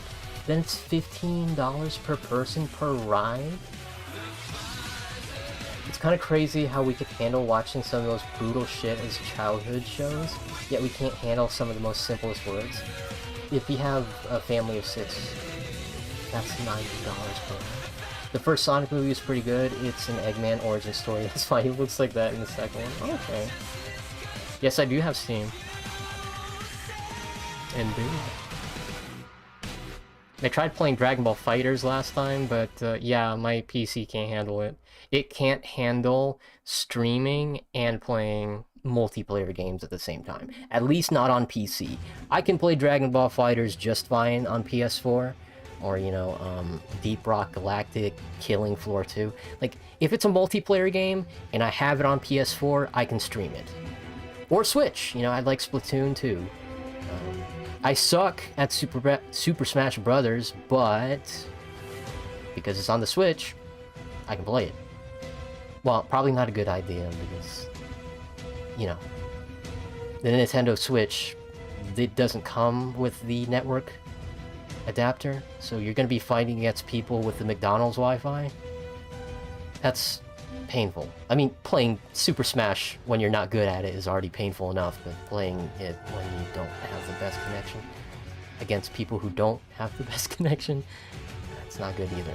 So, yeah, unfortunately, if we're gonna be playing multiplayer games, with the exception of Jackbox, I have to play it on PS4.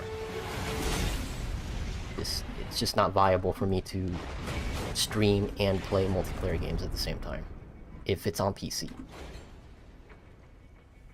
I know. I feel bad.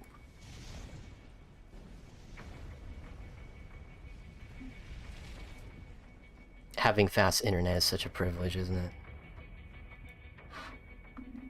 But then again, you know, if you're living in America, which I am, fast internet doesn't exactly come easy.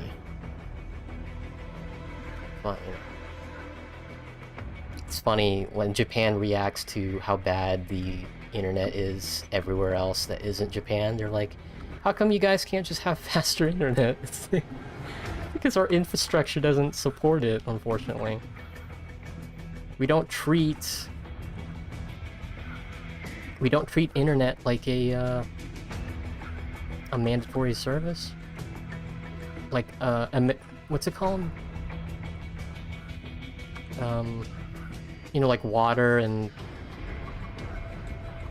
plumbing. Is it just service? Amenity? No. There's a word for it. Like, you have to give it to your people, like, no matter what.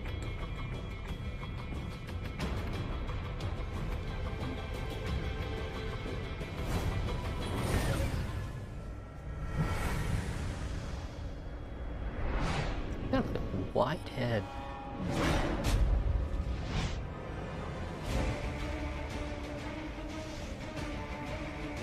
Does anyone else think that Back in Time by Rage would fit as a boss theme in Revengeance? I think I've heard that one. Imagine a game where you're a drunk guy fighting another drunk guy with some of the stupidest yet hilarious things. Isn't that just Gang Beasts?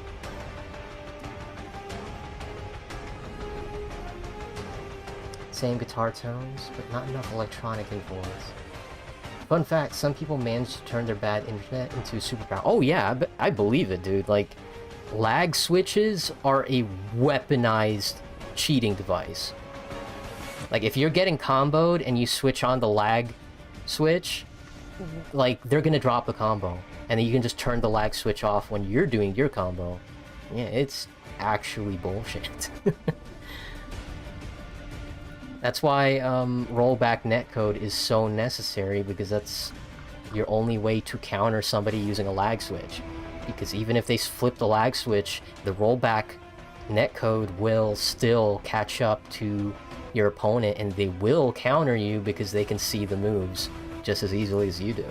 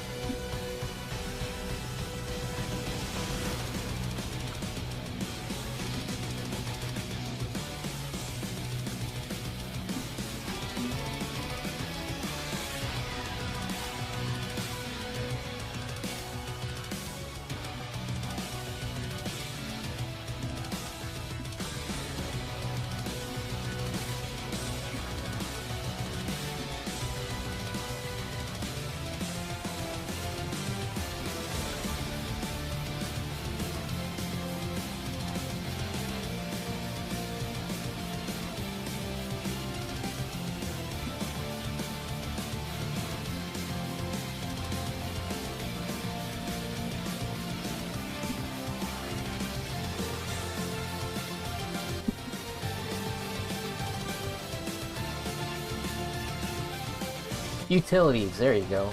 That's the word I was looking for. I swear, people use lag switches on Smash, or the online is just that bad. Yep, that's McDonald's Wi-Fi.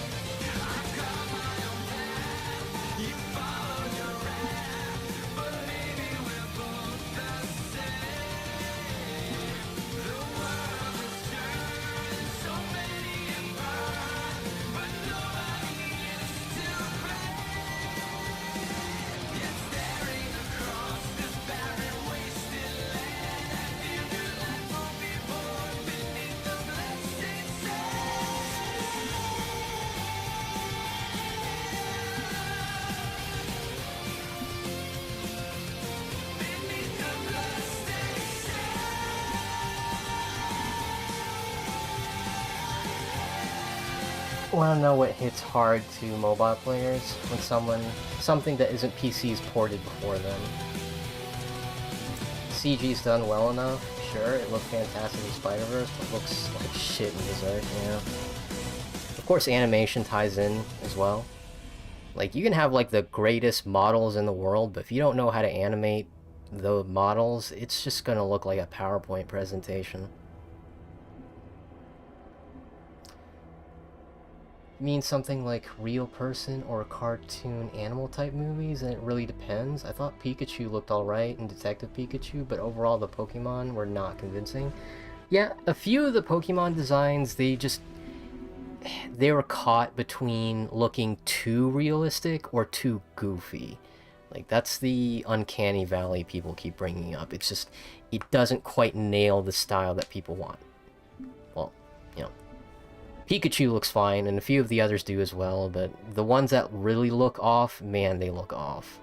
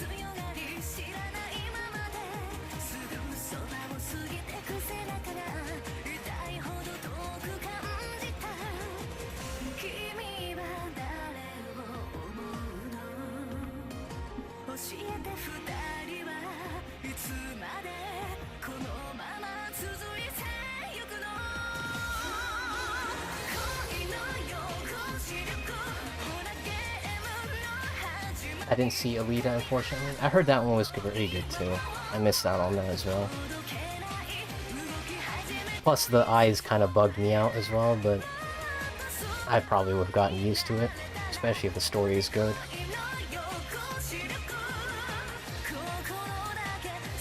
I've been meaning to pick up the manga. If you're eating while streaming, would that mean your avatar would do some of the weirdest stuff? Yeah, absolutely. In fact, when I drink... Where's my bottle? Like this... Yeah, this is what it looks like when I'm drinking water. Or any water bottle.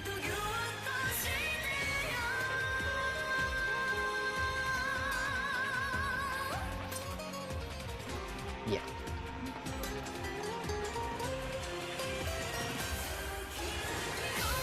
Yeah. So,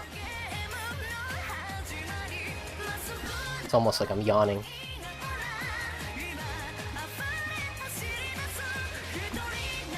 Taste the sun.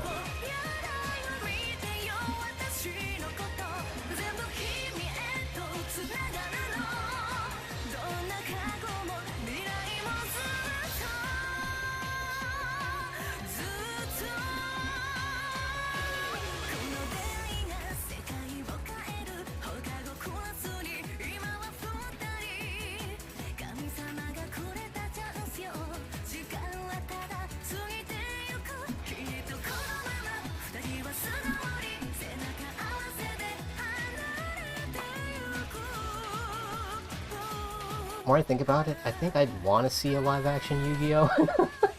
Live-action with actual people, that's gonna mess a lot with people. Yeah, the hair especially. We're talking about Yu-Gi-Oh! Over here. His hair would be like a registered weapon. Like, that would pop tires with how sharp his bangs are. So if he loses to Kaiba, all he has to do is just headbutt him. It just takes his head off. Parry this, you casual.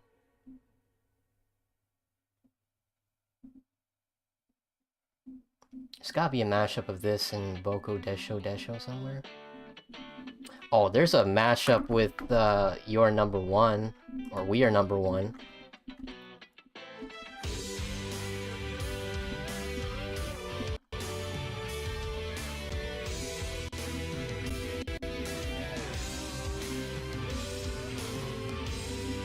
American Bakura would look pretty badass though. I mean, in general, they're already great. Like, I haven't seen Yu-Gi-Oh! In forever, but I remember those characters.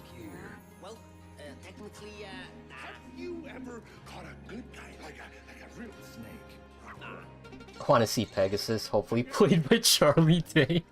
He's so funny. Alright, I can see that I will have to teach you how to be villains. It's always sunny in Toon World. Kinda wanna see a live-action Saint Seiya, hopefully.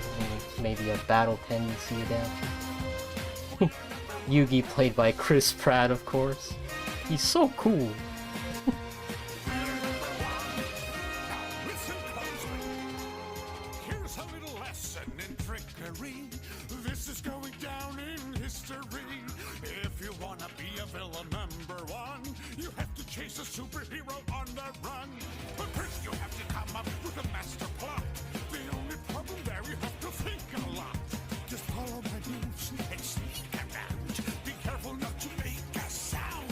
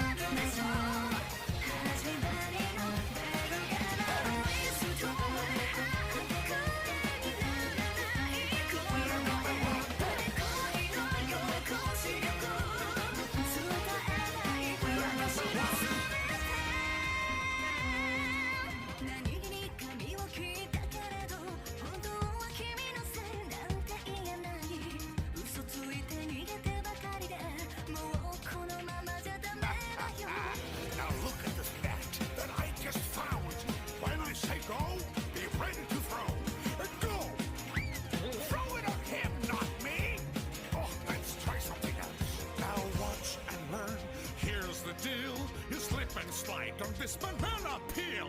Ha ha ha! What are you doing?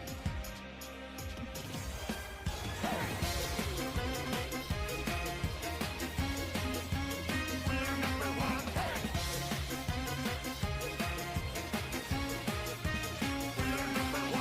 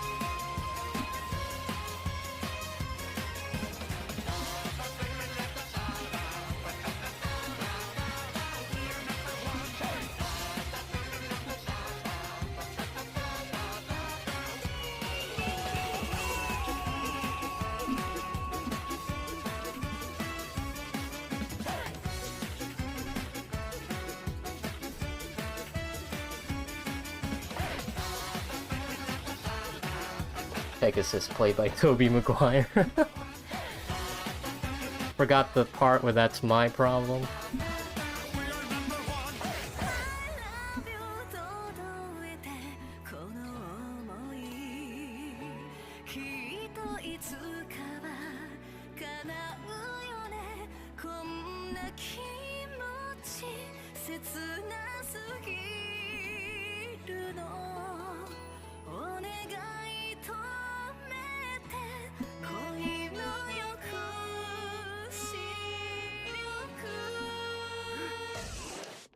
Don't let your kids what's it?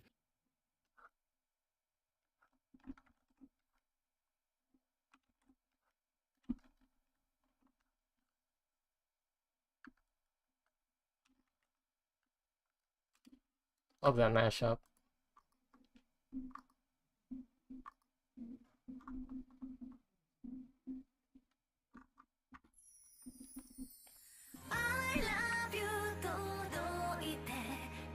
Yugi played by an actual Japanese guy, voiced by Chris Pratt. Would our live-action Yu-Gi-Oh! Be an adaptation, or the anime, or would it be an original plot? It's always going to be an original plot, because Netflix doesn't like to read the source material. They just take the name, a few characters, and they just mash them together like mashed potatoes. What you consider as a plot is just somebody jumbling names and places in a random number generator and then printing out the script.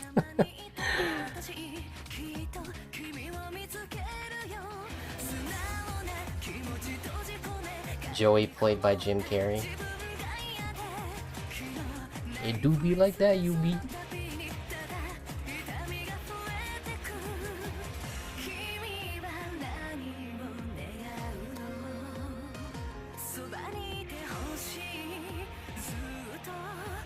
Where is this? You just listen to this.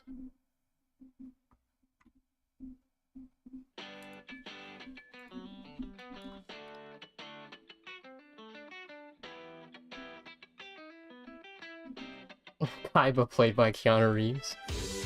Oh, you're breathtaking!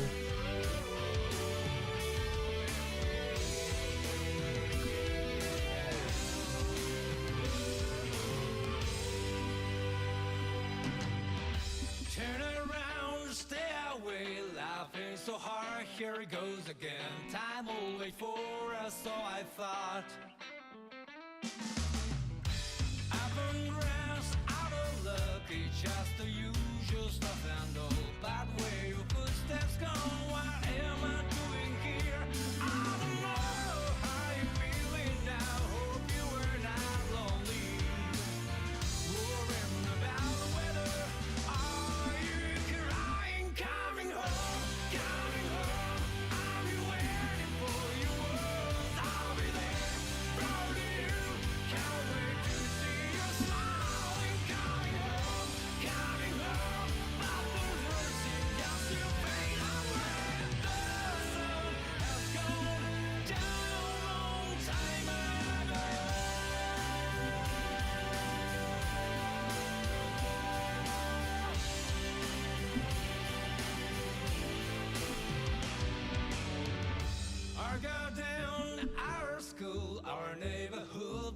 just some guy they found on the street in Brooklyn. Iggy's grandpa, played by Danny DeVito. I'm the trash man. That'd be perfect. Holy shit. Danny DeVito would just be perfect in anything, to be honest.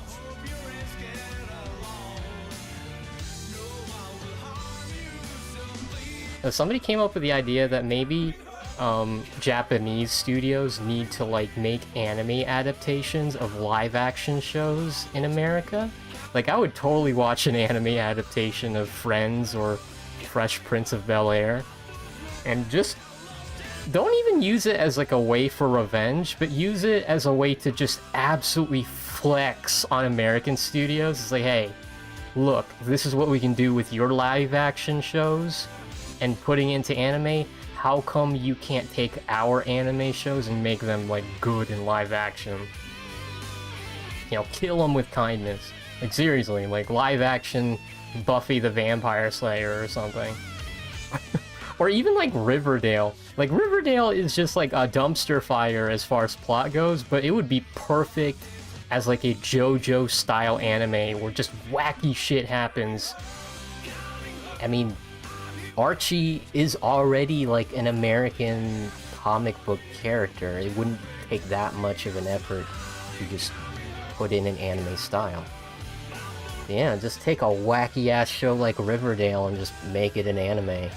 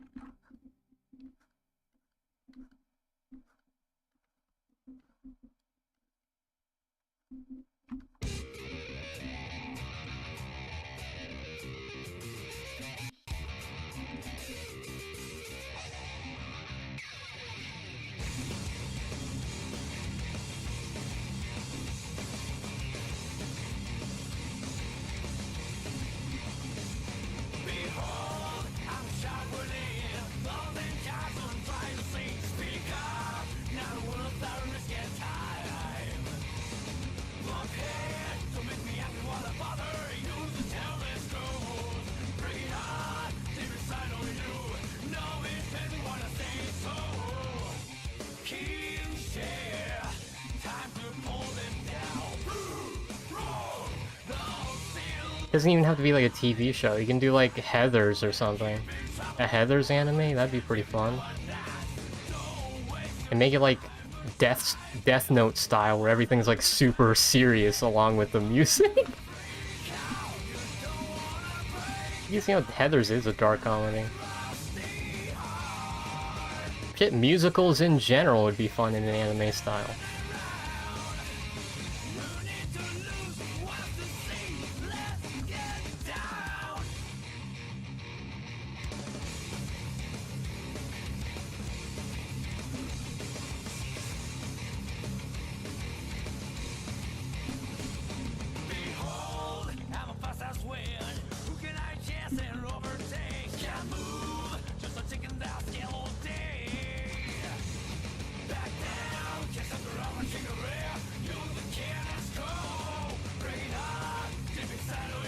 They completely ruined Winx Club. Ooh, yeah.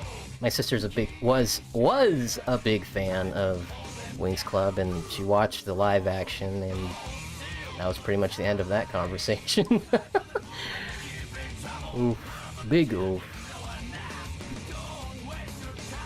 Doesn't even just stop at that. Like, I watched the original Sabrina Teenage Witch and the animated show, and they were both really fun. And then they readapted it, and they made it, like, super grimdark. And I'm like, you know, I occasionally like edgy stuff, but even this was just... it was going way too far, man. When they were, like, worshipping the devil, it's like, alright, hang on now. This is not Buffy the Vampire Slayer. Why... okay. I'm good. You have fun with that.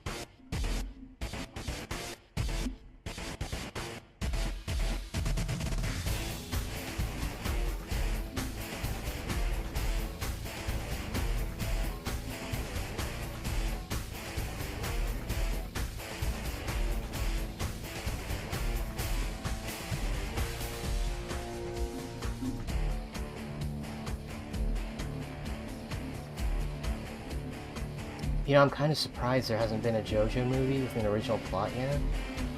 Yeah, it was basically Neji reboots. From Shinseisar. How do you make Winx Club edgy? Oh no, it wasn't just Winx Club, it was Sabrina the Teenage Witch. I don't know if they made Winx Club edgy, they probably did. Probably. I'd believe it. You have to remember that most anime isn't good, just like an artistic medium. There's really nothing saying that an anime adaptation of Western properties would be inherently good. It would be fun if they were, though. Yeah, I mean, 90% of a lot of things is terrible, but it still gets made anyway. And that's why it makes it's even more impressive when a good show does come out, because they had to, like, fight against everything else around it. Like, you have to compete for airtime, because even though we have the power of the internet, we're still going by television rules here. Like, if you don't have a primetime spot, it's a problem. Or, not so much primetime spot, but if we're talking about, like, a streaming service here, you are taking up server space. And, you know, shows that are, like, 4K or 1080p, they take up a lot of gigabytes.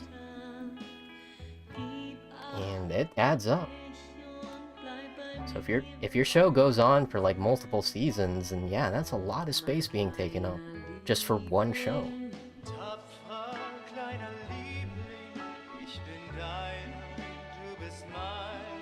Still thinking about our Yugi movie. Yeah, they overuse the stereotype that teens just drink, do smoking, and other edgy stuff. We've covered ancient Egyptian and Greek culture, we should be covered next.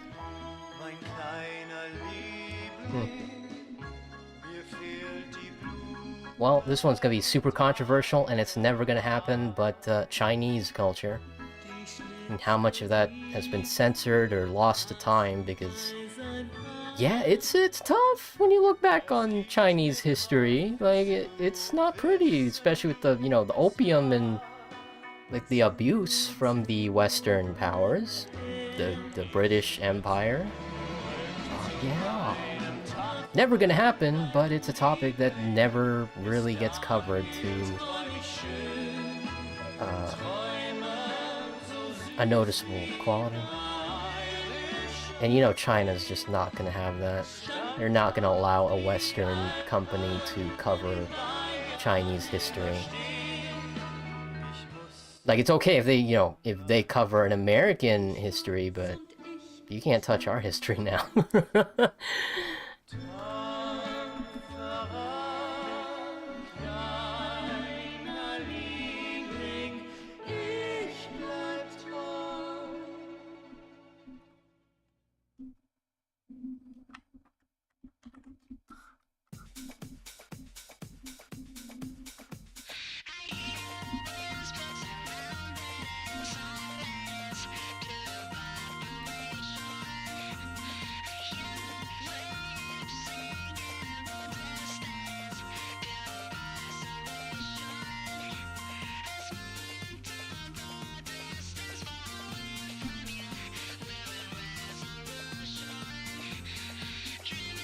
Oh shit, it's Heavenly Star. Gosh damn it. I'm already vibing. It's like, oh shit, don't play this one.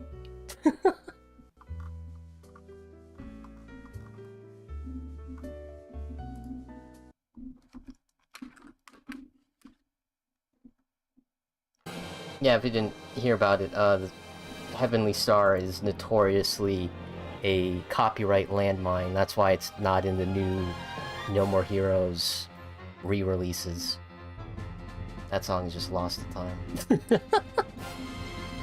Whoopsie doodles.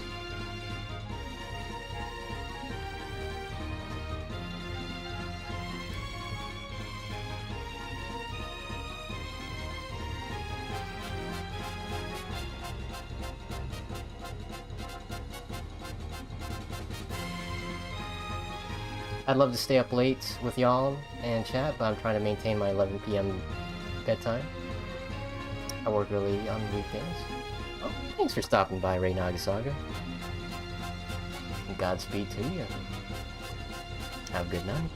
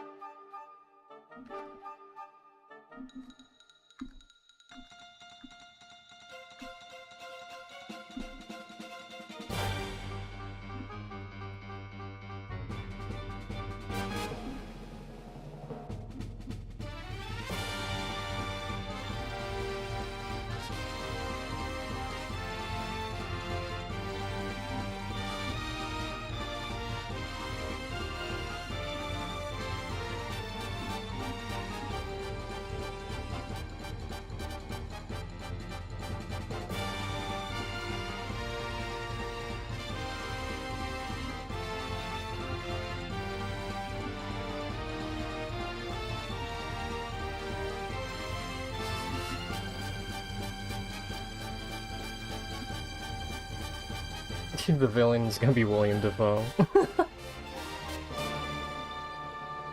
Kaiba is more of an anti-hero. Yeah, he really is. I mean, he uses his money for the most ridiculous of reasons, but he does care about maintaining the game and making sure that it carries on to the next generations. He may not always play by the rules, but he does like playing the game. Screw the rules, I have money.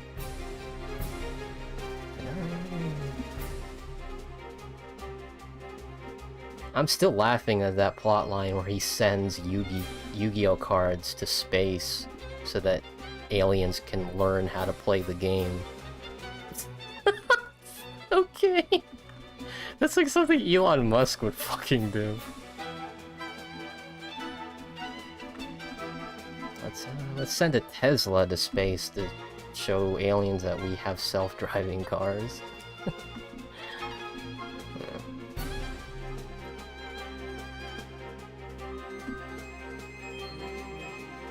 Yeah. I don't even have a reference in front of me. I'm literally just drawing hands, just guessing. So yeah, this is gonna be for tomorrow, or rather, whatever.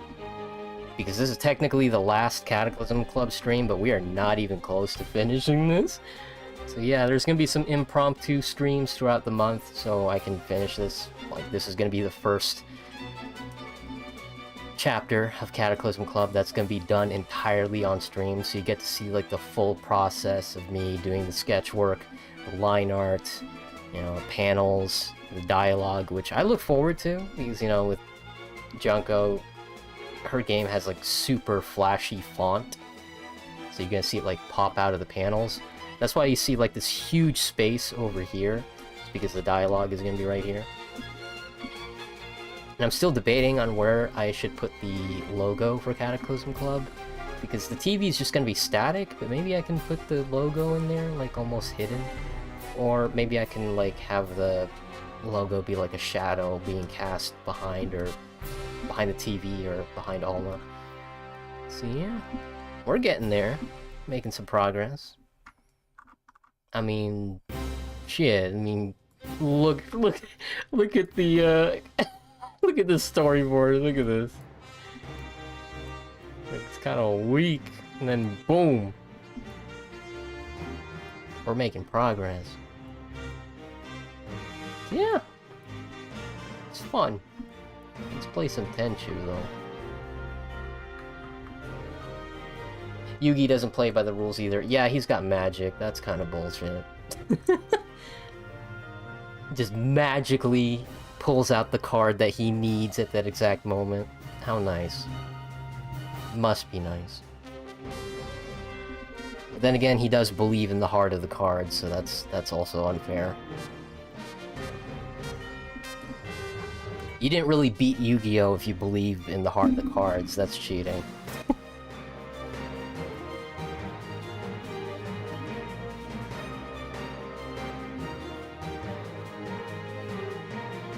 The villain is a card. Cards are self-conscious now and are evil, and they start a revolution against the duelists, dueling with themselves. Elon Musk once made $10 million in one day. Yeah, I mean, that's probably chump change, all things considered. Guy builds spaceships, for fuck's sake. Yeah, he's got money to throw around. For better or worse. And I don't know if we brought this up in the previous streams, but yeah, once you get to that level of being that ridiculously rich, it is now your responsibility to contribute to society. I mean, it sounds like a no-brainer, but you'd be surprised to see how many rich people just keep hoarding their money. I mean, they will occasionally do some charity work, but it's like chump change compared to how much they actually make. Because when you make billions of dollars, like, every day, yeah, you have enough money to influence governments. You can pay off an entire country if you wanted to. But being that high up the economic and social ladder, it is now your responsibility to help people. Like, you have to. Like, you're not gonna keep this money when you're dead. Though I'm pretty sure you've already put away, like, a lot of resources to extend your life for as long as possible. But, you know, like, billions of dollars, dude, that's already generations. You've secured your entire lineage for generations to come. Not years, generations. So yeah. You gotta help people, man. But, you know, that's wishful thinking. Don't just rely on rich people to bail you out.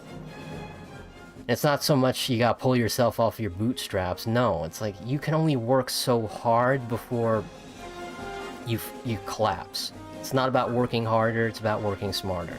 I mean, do you honestly think they got that rich by working extremely hard, bleeding and sweating over their workplace? No. That money had to come from somewhere. And you gotta use your brain power to get that kind of money, because you know you cannot, like, push your muscles to any kind of degree to make that much dough. Which, you know, it does make you nervous. It's like, yeah, how did they make that much money? If not inheritance, where did it come from? You know, look at fucking NFTs. Like, do you honestly think the people who actually made money off NFTs worked that hard to get it? No. NFTs are a fucking scam. It's like one of the best ways to money launder today.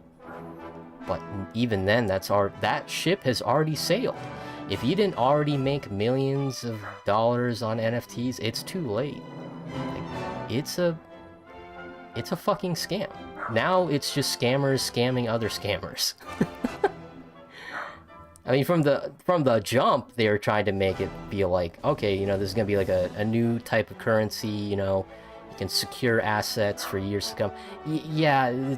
We're just gonna use it to sell dumb monkey pictures. And not just dumb monkey pictures, but also selling art from artists who've already passed away, and they can't consent to it. That's the most messed up part to me, is that they take art from other artists, alive or dead, without their permission, and they sell it as an NFT. That's messed up.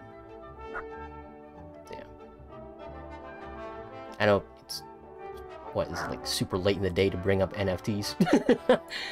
But yeah, I mean, it always disappoints me whenever I see somebody that I know, you know, trying to sell the NFT thing, or if they are also a fellow artist and they're trying to sell their art as NFTs. It's painful. I know I was really disappointed in Quentin Tarantino for selling some Kill Bill NFTs, I think. His NFTs were like deleted scenes, or scenes that no one has ever seen before. He was selling it as NFTs. It's like, wow, Quentin Tarantino, I didn't know you're money laundering that blatantly.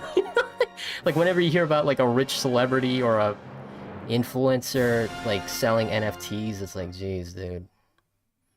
You know, before NFTs, whenever people needed to money launder, whether they're like a drug baron, a drug dealer, or oil baron, or politician, or whatever, they would just go to art auctions. They don't even care about the art. Just buy the painting and just write it off as a tax thing. Or, you know, like I said, money laundering. And funny how we're talking about NFTs with, you know, Ace Attorney playing in the background, and, you know, conversations are weird. So you gotta enjoy it. So yeah, I'm gonna switch over to Tenchu real quick. So I'll be right back. We can go ahead and use this opportunity to stand up, do some stretches, and get some water, get something to drink. You know, this is an extreme thirst. We'll only be playing a couple of chapters because I know it's getting pretty late. I'd be happy just getting through one chapter because the one that we're on is kind of a clusterfuck. It's like a mansion full of traps and robots, which is hilarious because this game is about ninjas, but hey, I watch Naruto, I can deal with it. Weirder things have happened. So yeah, when we return, we'll be playing Tenchu rather than Heaven. See you in a bit.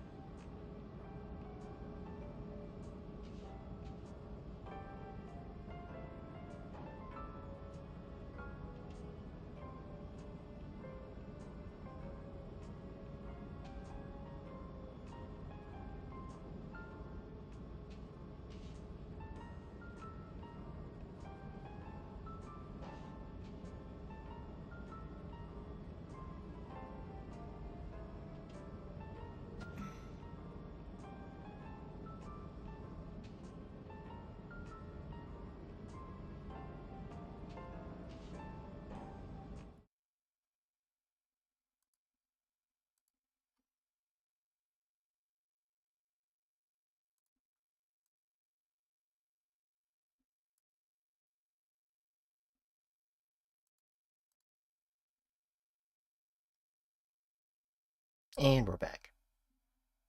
Hopefully. Quentin Quinn has to make money to finance his foot fetish. Yeah, that's true. There's this one Spanish YouTuber that supports NFCs to death and is obsessed with them and fights people on Twitter when they disagree. He got roasted by Spain KFC on Twitter. I've seen a couple of posts from Spain KFC. They're fun. In fact, Hideo Kojima even retweeted one with Snake having like a plate of chicken, I think. It's like it's so specific. Okay, is PCS X2 gonna work today? Uh-oh. Oh no. Uh-oh. Oh yikes, it crashed. What happened? Let me try using the other one. Shoot, if Tenchu doesn't work, we're gonna have to like improvise something. I don't know, play like Left 4 Dead 2 again. Oh no. It's like Domino's Zimbabwe. Okay, looks like it works. Oh!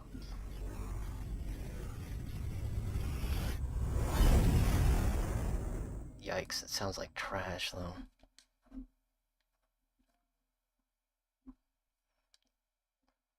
Yeah, you remember when Activision made games other than Call of Duty? I remember those days.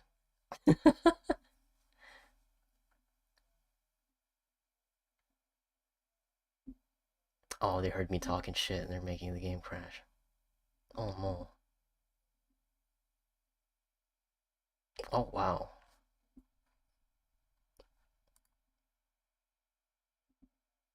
Damn. Really can't play Tenchu today, huh?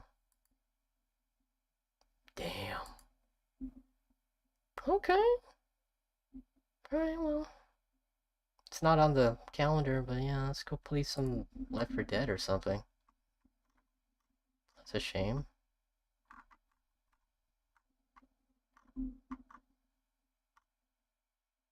Oh wait, no, I have Valkyria Chronicles 4. Let's see what that looks like.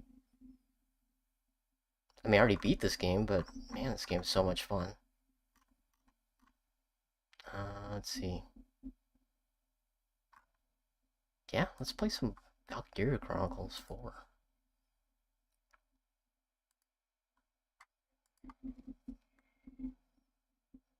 Reminds me of my PS2. Yeah, I don't know what's happening with PCSX2 today. Maybe there was like a new Windows update, or I need to update the emulator, but yeah.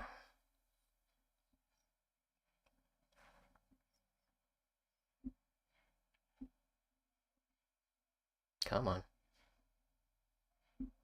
No games. No games today. No games, only art. It's that Sigma grind set. You're not allowed to play anything except the game of life. Okay, you can hear it, but it's not doing anything. Graphics. Yeah, this is full screen. Oh boy.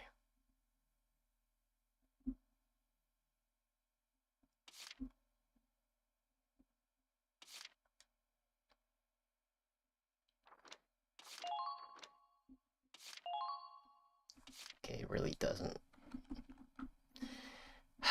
Maybe it's OBS. Maybe OBS doesn't want to capture anything that isn't art related. Okay, window capture, Valkyria Chronicles 4. I'm just gonna put Valk. Here it is. There you go. It's huge.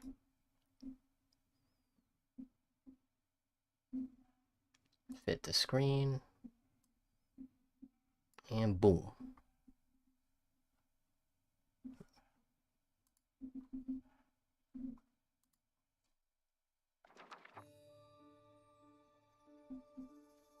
By the way, I gifted my girlfriend my old PlayStation 2 on our anniversary, and she cried. Aww. No glitches? Hopefully. So this is Valkyria Chronicles 4. It's technically a prequel to Valkyria Chronicles 1. But if you haven't played Valkyria Chronicles 1, I highly recommend doing that. Not just because of plot, though you can jump into this one just fine. But Valkyria Chronicles 4, from a difficulty standpoint, takes place after Valkyria Chronicles 1. So they assume that you've gotten like the basic mechanics of VC1. Because this game is much harder than the first game. And I know that's kind of like a big jump going from Valkyria Chronicles 1 to 4, but that's just how the series is. Like, 2 and 3 are PSP only, and I think 3 was Japan only as well. So it's funny, like, after Valkyria Chronicles 1, they just fully committed to the PlayStation Portable, and it just never took off as well as it did on PS3 at the time. But they remastered it for PS4, and here it is again on PC. Both games, Valkyria Chronicles 1 and 4. So yeah, let's do it. Well, let me just turn the audio up a little bit. There's some dialogue in this game. Some dialogue. First things first, let's check the audio. You guys want Japanese voice acting or English? I mean, I keep it on Japanese because, you know, gotta turn weeboo settings to max. But there's subtitles regardless. What is a Valkyria Chronicle? It's the friends we made along the way.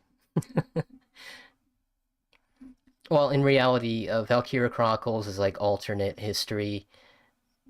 It's like a mix between World War I and World War II. And the reason why it's called Valkyria Chronicles is because a long time ago, before the game takes place, there was like this ancient race of Valkyries that basically pillaged the entire world. And then after like this huge cataclysm, they just disappeared.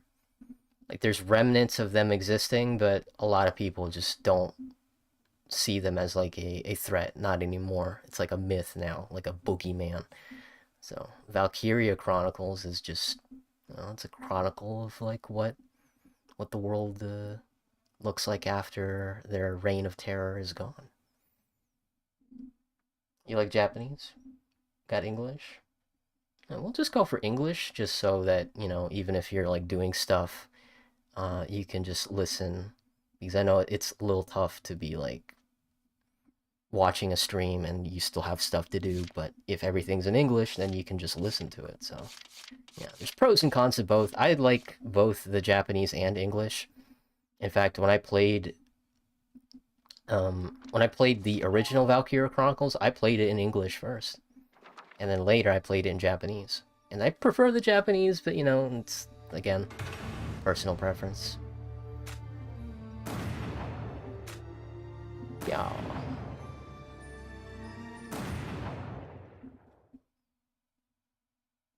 The day our hometown burned, that was the day we enlisted. At last, we had something to believe in, something worth fighting for. None of us yet knew. We couldn't foresee what this war would cost us. It was a battlefield, but it was where we grew up. The Vandals.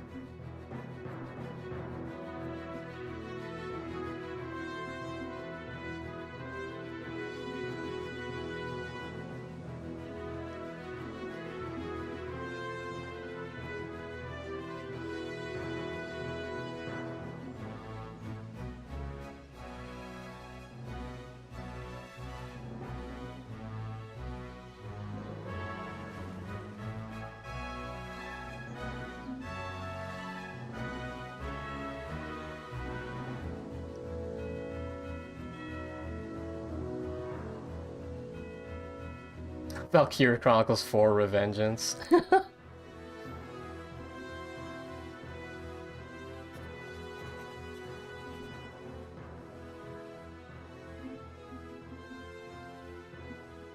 Wind out of the northeast, clear skies, and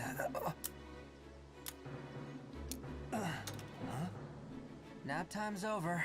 Come on, Raz. I wasn't napping, just resting my eyes. That was literally Attack on Titan first season plot. Too freaking tense. Yeah, you know My what? hands are shaking. I'll be honest with you, this one has a better story than Attack on I'm ready to roll out. Tell these imps what's coming to 'em. Oh, man. Yeah, I still need to catch up on the anime, though. Who knows? Maybe they'll change the ending, but I highly doubt it. a shift in the wind. There. Huh? You getting those wind whispers again? Imperial's incoming! All right, boys, it's go time! Yeah, they're just chilling in the flowers, don't worry about it. Squad E, do you read me? Squad E! This is Commander Claude Wallace.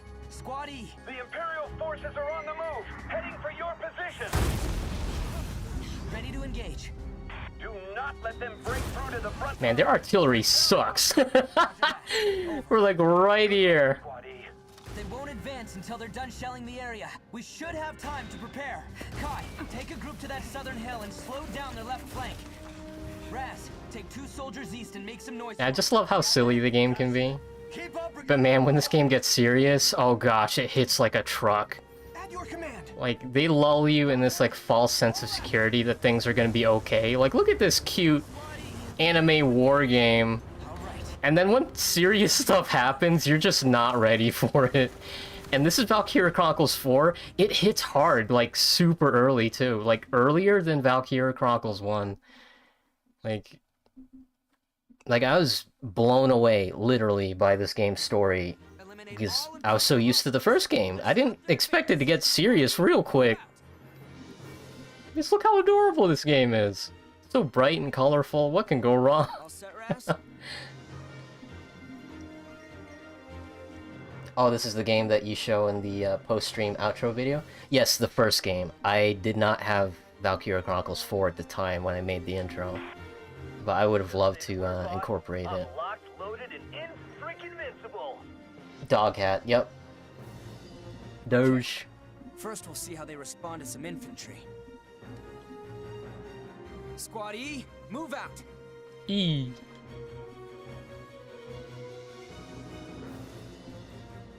So this is like a turn-based, real-time strategy game where when it's your turn to move troops, the enemy can shoot at you, so you really don't want to, like, waste your time.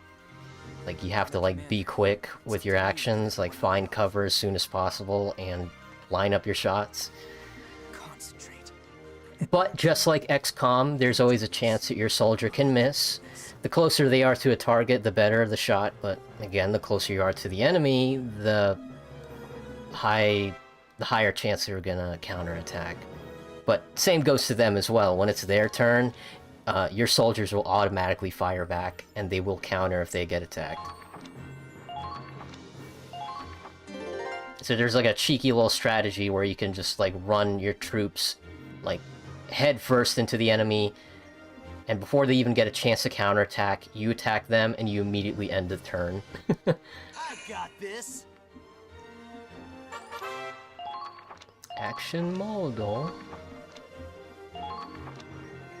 So yeah, you have a limited amount of stamina to actually move, so certain characters can move farther than others. Man, look how pretty this game is. Found him! And I love how, because I have my PlayStation controller plugged in, it has the PlayStation prompts. Like, it's not Xbox.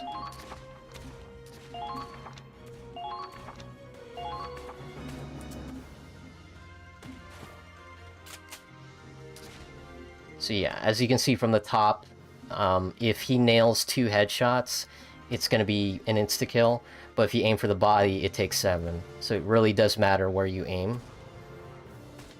Wide open!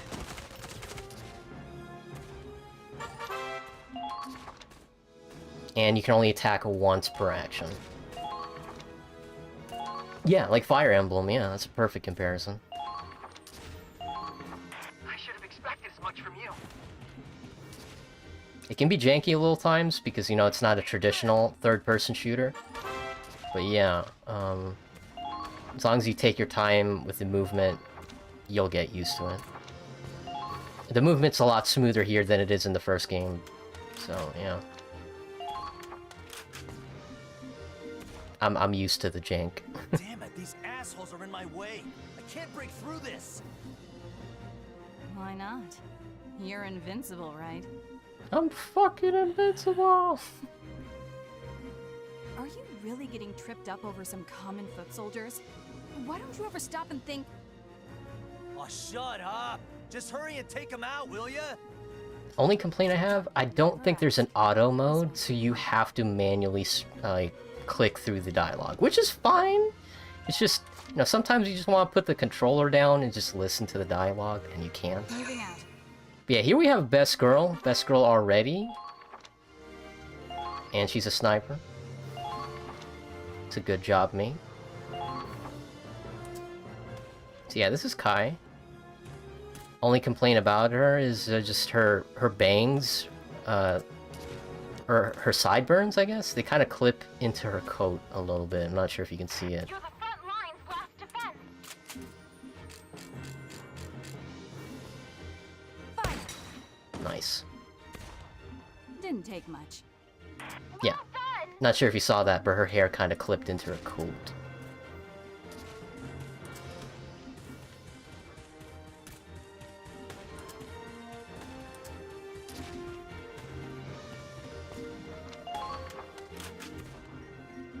Love the physics, yeah.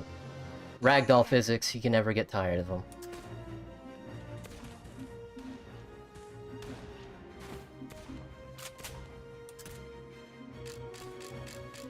Oh, wow, that guy's like really dug in.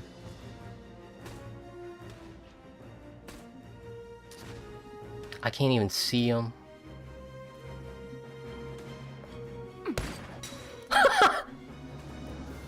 Didn't take much.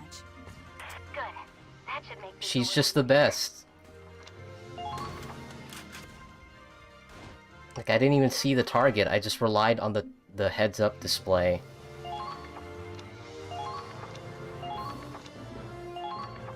So yeah, your command points, you don't have to use every single one of them, especially if you don't even see the enemy. So you can go ahead and end your turn early, and it will carry on to the next phase, which is nice.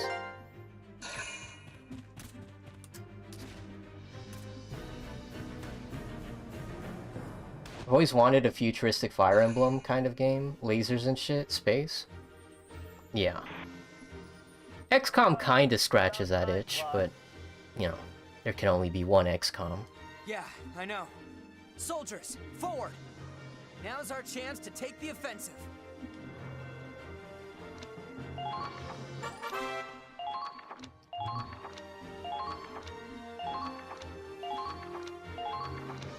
So yeah, you can keep using the same character over and over, but if you do that, they'll have less movement points when you do.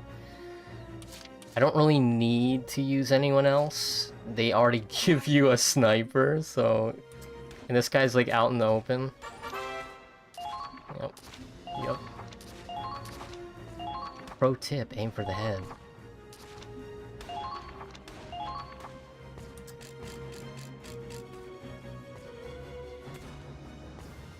Fire. She's just the best. Too easy. GG. They're good.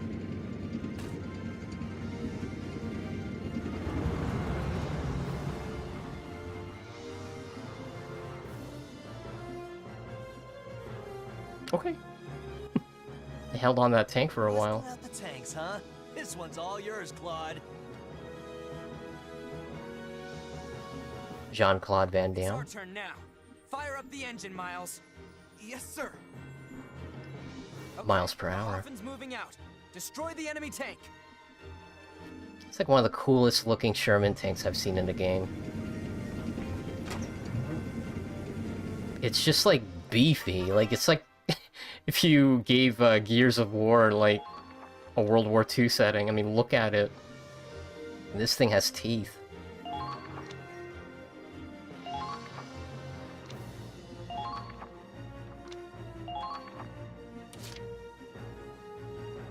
Okay, moving out. Alright, so this is funny. You see these tank traps here? It's like, why did you even bother setting them up in the first place? Oh, I'll tell you one thing. Tanks in Valkyria Chronicles 4 are a lot more overpowered than they were in 1. Because in 1, using a tank requires 2 command points, but here, it's 1. And in Valkyria Chronicles 1, if you lose your main battle tank, the game ends. So, it's like, it's telling you to never use your tank, because if you lose the tank, the game ends. Oh, and just like Fire Emblem, if you lose any character who isn't a main character, they die forever. Like, it's their death is permanent. Aside from the main cast, of course, until, you know, cutscenes happen. Nice. So yeah, that pretty much went perfectly. Like, I didn't need to spend, like, any additional turns to finish him off. Anyone else want to try?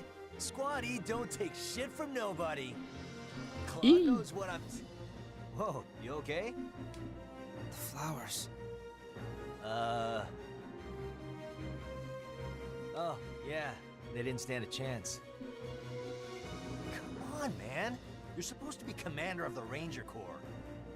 A commander still has a heart, same as a foot soldier. Rank doesn't make this any less painful to see. But crying over flowers? Even little girls have bigger balls these days. Maybe. But what Maybe. hearts? All right, I get it. Power of the heart, blah, blah, blah. Power of the cards. Look, just go turn it Card the cards. already, will ya? Can't go get sloshed if we're stuck here on standby. Good point. I'll head to the command center. Yeah, you do that. And tell the brass to send us tougher imps to fight next time, yeah?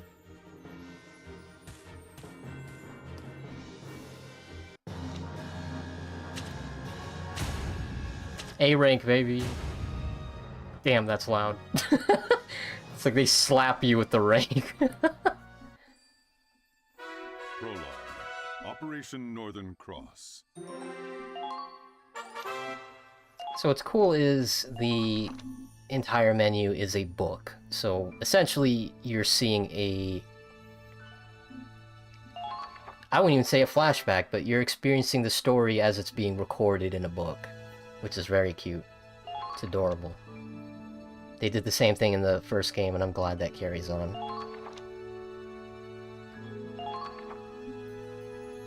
Now, there's no Iron Man difficulty where you can't save. So you can basically save scum the game to have like the most optimal playthrough, but it's a lot more entertaining to play the game with so much at risk. Like, you really can lose people. So yeah, we'll do one more chapter, and we'll go ahead and call it a night. I know it's getting pretty late. Wallace reporting in. It's a shame we couldn't play Tenchu, but hey, Valkyria Chronicles 4. Good work, I can't complain either. Glad you're still in one Love piece. this game. We're just about to go over our next operation. And speaking of Attack on Titan, you can definitely get the same vibes just by seeing their uniforms. It has that same color palette. I'm sure you know standard procedure is to report immediately after a mission. Oh, Minerva. You're reporting too? That's You're here lieutenant too? to you, Claude. Don't get smart with me just because we share rank. I've got seniority. Sorry, Lieutenant Minerva Victor. Well, let's get started. Fun fact about Minerva, apparently she wasn't originally supposed to be in the game, but the character artist who designed all the characters really loved her character, and he was just pretty much dead set in having her be in the story, and they just let him have it. It's like, alright, go ahead. 3 months have passed since we went to war. I won't sugarcoat it. They're steamrolling us. By this point, a third of our territory is under Imperial control. This is officially a crisis. If it's that bad already, we won't even be able to sustain a war effort. You're right. And the Empire's only gaining momentum. If this draws out much longer... The Federation's finished. If we fall, that's it for Europa. Nobody else could stand against them. Dislike this goal already. It'll be a fascist continent ruled with... Yeah, some people are into it. We can't let that happen. Europa's future depends... Oh yeah, she's got that Giga Stacy energy. Yeah, that's why. Which brings us to now. The top brass finally got off their seats and sent us a plan. A counterattack that can turn the war around in one fell swoop, ready to be put into action. What are the orders? We put all our force into one strike. Break through their defenses and hit them where they'll hurt most. Soldiers, supplies. We'll use all reserves we have to make a final push and capture one crucial enemy base. And we lucky few of the 32nd Armored Ranger Battalion have been handpicked as the vanguard. Couldn't ask for a better mission, sir. Which enemy base are we targeting? Think bigger. We take this base, and we take their will to fight. But how could any one target mean that much to... Wait, you don't mean... You always were a clever boy, Claude. I think you've got it. Our target is the Imperial capital of Schwarzgrad. That's important. Let's fight back! They had that camera angle on purpose. Operation Northern Cross. The year was 1935 EC. Two great powers vied to control the continent of Europa. In the east, the sun rose over the autocratic East European Imperial Alliance, a dictatorship known as the Empire. In the west, The Empire Strikes a network Back. of loosely allied democracies banded together to form the Atlantic Federation. Both powers depended on a precious mineral, Ragnite, for their prosperity, its growing scarcity leading inevitably to war. With its overwhelming military might, the Empire captured one nation after another, while the Federation struggled to maintain unity, every battle driving them further back against the wall. 3 months have passed. With 7/10 of Europa falling to the Imperial war machine, the Federation places all its hope in a desperate counterattack. Operation Northern Cross. 6 million soldiers fought in this campaign. It claimed more lives than any other in the Second European War. Federation historians call it the Eastern Theater, but the Empire knows it as the War for the Motherland. Forward, soldiers! This is the battle you've been training for! Operation Northern Cross begins now! We'll wipe those Imperials clear off the face of Europa! Our time has come! Forward to victory! Countless soldiers fought and died on those fields, struggling to make their ideals a reality. Ordinary people, thrust into extraordinary circumstances, fighting in the hopes that they would see a brighter future. What follows here is a record of those brave warriors, a record of that battle against the dark. Based on the diary of one Claude Wallace, the commander of the Federation's Galleon Squad E.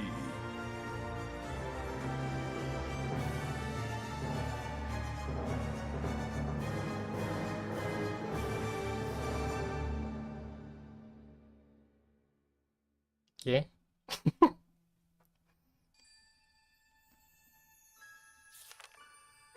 Chapter 1. The Battle of Fort Crest. Good news, Claude. HQ has awarded you with a medal. Nice.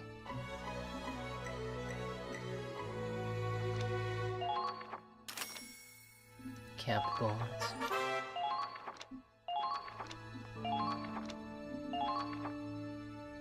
Let's go ahead and... Oh, wait, we don't have the barracks yet, so you can't even equip the accessories. March the 10th. So just like any other RPG, you can equip accessories on characters to boost up their power. The ferocity of the Federation counterattack caught the Empire off guard. Battle by battle, town by town, we're pushing back the front, with no signs of slowing down. The road to Schwarzgrad is a long one, running at least 1,500 kilometers from friendly territory into the heart of the Empire. But at the end of it lies our target, the capital city. We have a long trek ahead of us, but for now, morale is high. Everyone here believes in this operation. Everyone is praying it'll succeed. I guess the Empire's not so tough after all, huh, Commander? Give them one good Yeah, that was intense. and all of a sudden they're Is that Jameson Price as a narrator? Yeah, I knew his voice sounded familiar. Take a picture Oh. of everything we pass? Here, let me have a look at it. Hey, Raz, come on! I remember his voice from the Disgaea games. Really? He was also the narrator there too. No chance. What you got here is a picture of a future hero. You take one too, eh, Kai? Yeah, maybe. There you go. That's a keeper. Damn it, Miles! What the hell was that for? Freaking hurt, Quiet. man! I told him to stop the tank. Huh? Everything okay? Also, look at that tank's weak point. It's glowing. Yeah, Ragnite's really powerful. The problem is it makes your engines glow.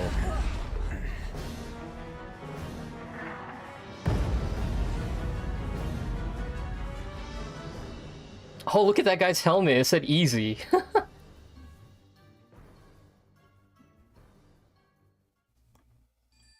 France, Spain versus Rusmany. Yeah. I know him from Gankutso, the Count of Monte Cristo, and Fate Stay Night. Oh!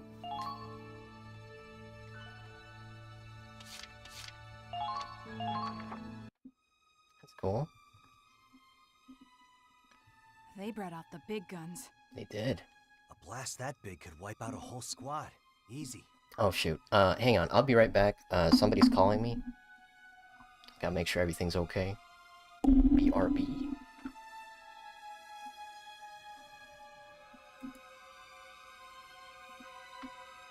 Probably shouldn't have scary music playing.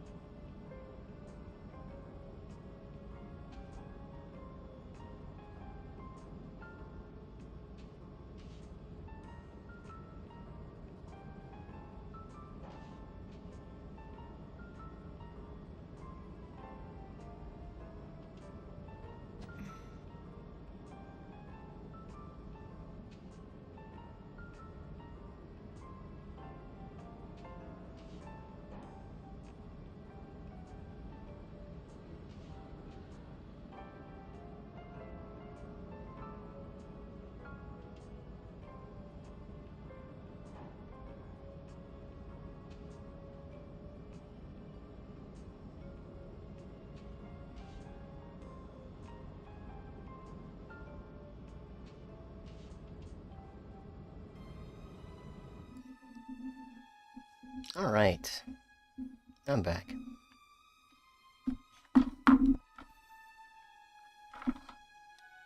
Let's keep moving.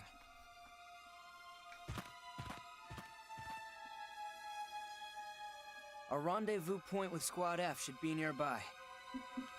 Ayoff. Flash. Thunder. That's the password. Next time, give us the response before you scare us shitless. Apologies. I didn't mean to frighten you. Follow me. Lieutenant Victor is waiting. Who? Oh, you mean Minerva. And you are... Corporal Crystal Ward, from Squad F. Wrong number, huh? Indeed. No, I just had to talk to, Minerva Victor, the strongest and smartest somebody in my house. Or maybe it was just the voices in my head.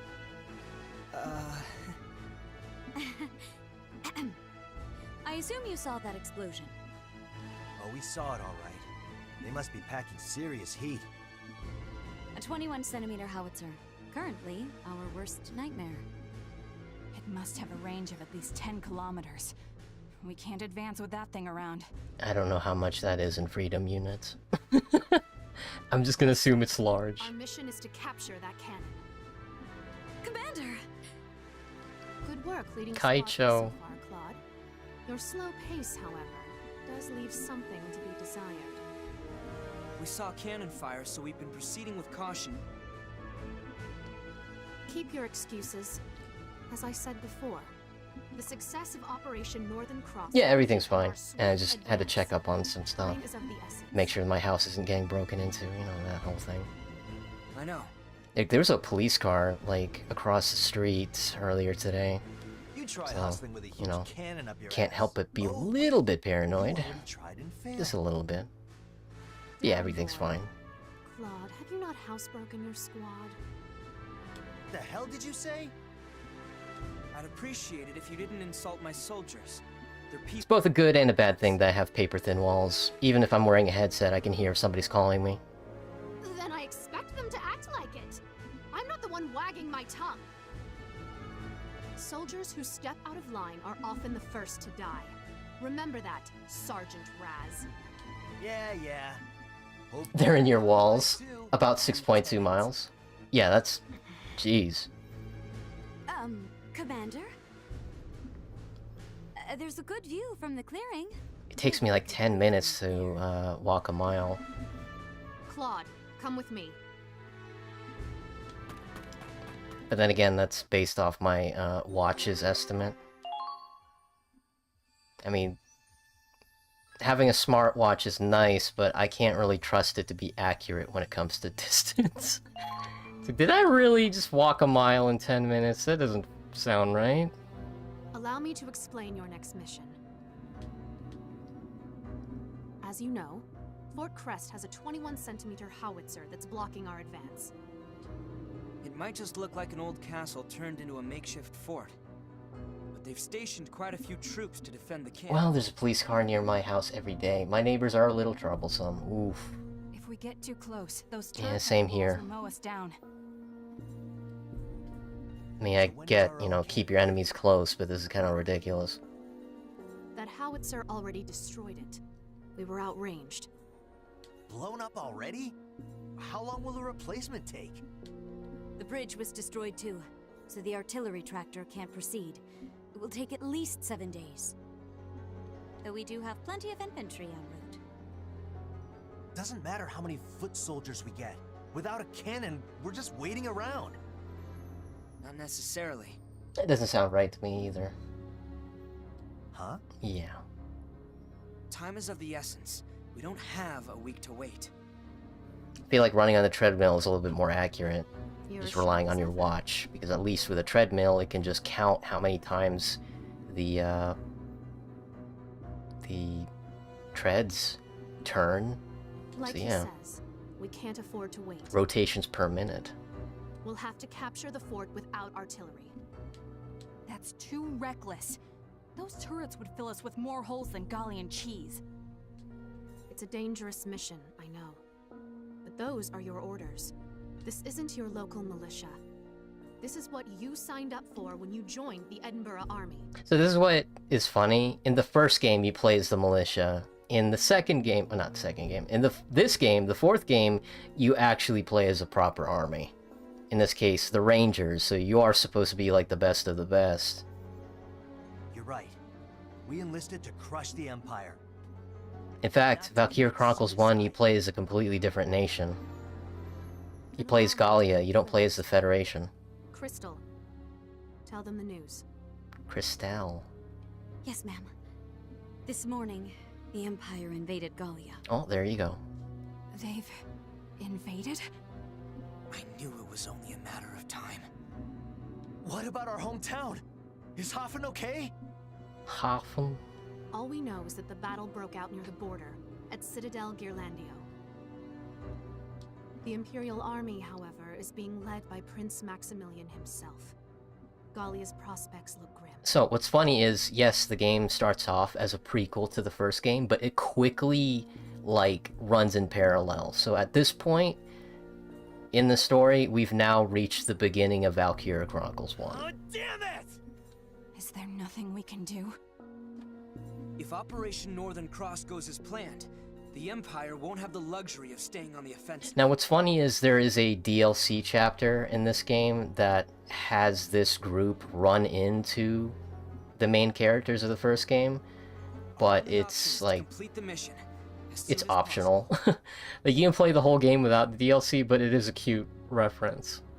Guess we've got no choice then. If our home's in the Empire's sights... But, you know, because they run into the characters in the first game, they're not allowed to have anything horrendous happen, because that would create a time paradox. Yeah, let's do it for Gallia.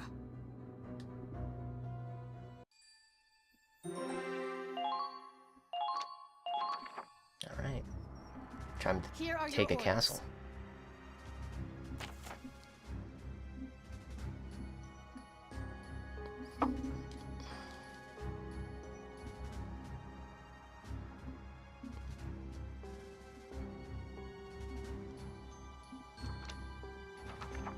Alright.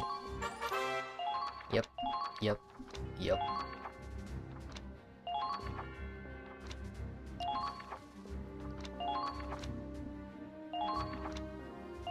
So any character that has like a shield in front of their name, they're basically a main character. They cannot die until the story like reaches a certain point. For everybody else who doesn't have a shield in front of their name, they absolutely can die at any point in time. It's tough. And just like any standard JRPG, each character has their own pros and cons. So you have to take that in consideration if you want to put them into the field.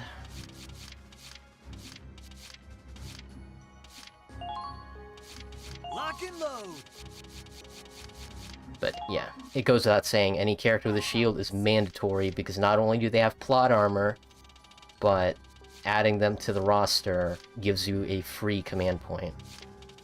And later in the game, you also get additional benefits. But for now, just having them, it's like you don't have to worry about them like dying permanently, at least not yet.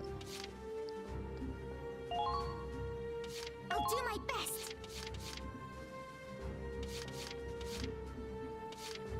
best. Look at this guy's perk, red shirt's risk. So if you don't know Star Trek, you know that's a problem. Red shirts are just so prone to die. Now, I can't really see the full description, but most of the time when you see the perk, it's pretty self-explanatory. Awkward with girls. It's just like me. It's just like me for real. Laurent McLeod. Fox McCloud.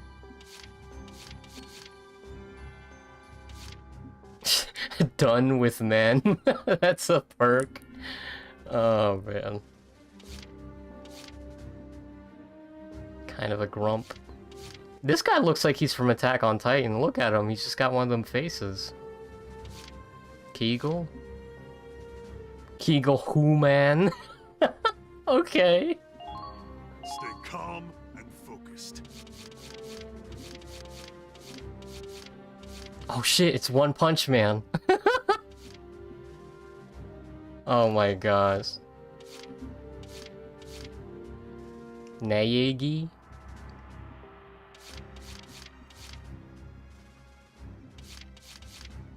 Tank Freak, One Track Mind, Fixation.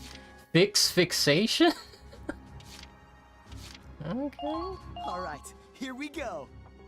Here we go!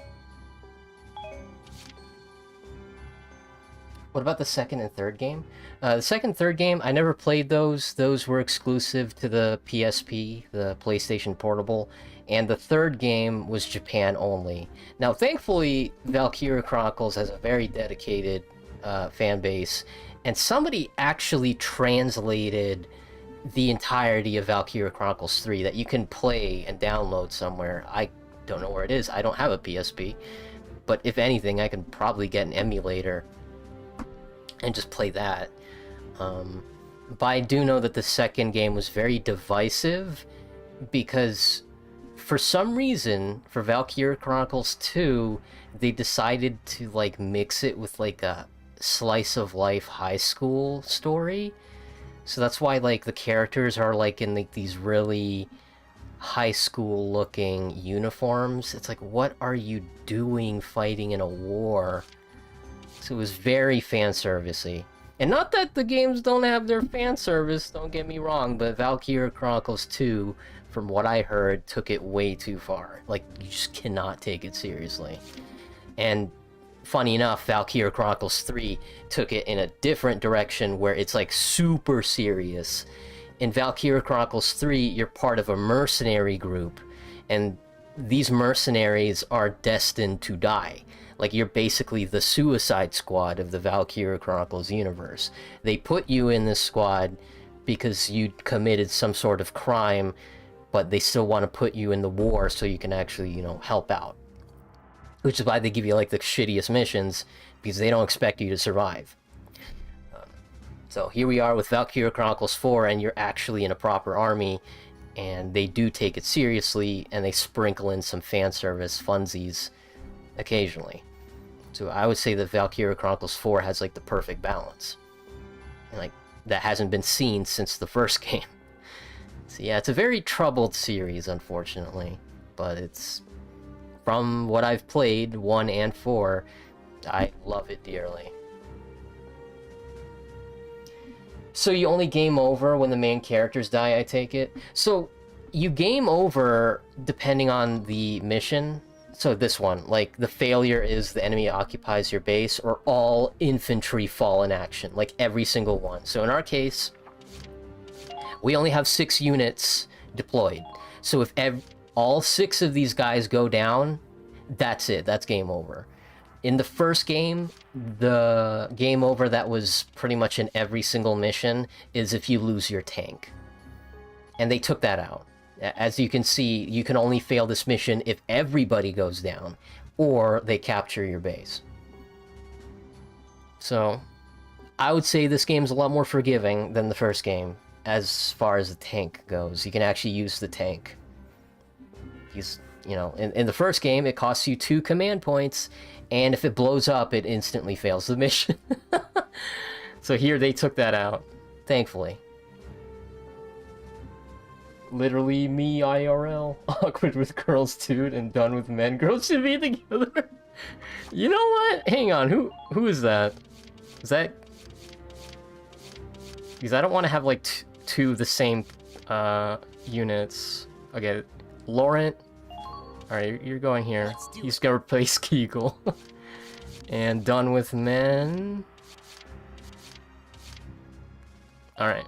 Oh no, they're the same unit. I shouldn't do that. Like, having 2 Lancers is such a bad idea. Oh, man. But what if, though?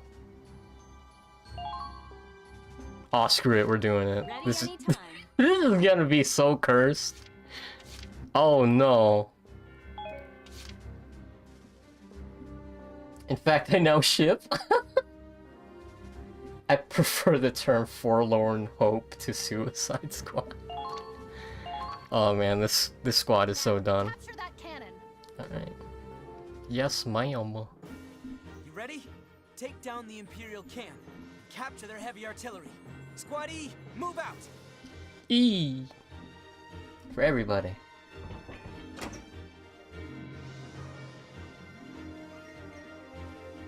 I expected resistance, but they're tough nuts to crack. What should we do? We can't CBT. exactly rush in and kick the door down. We'll get routed if we don't have a plan. The free First, encyclopedia. get a solid foothold. Let's capture that camp. After that, well, guess we'll cross that bridge when we get to it. A bridge too far. Weapons free. Squad E, move out. E. Still see that Markiplier meme. Pay attention, Claude. Your leadership skills are going to be put to the test. Memes win again. Out of your soldiers. Based ship run. Ship's about to sink. Yeah, good point. I'll keep that. I have something to do with it. Yeah, it camps.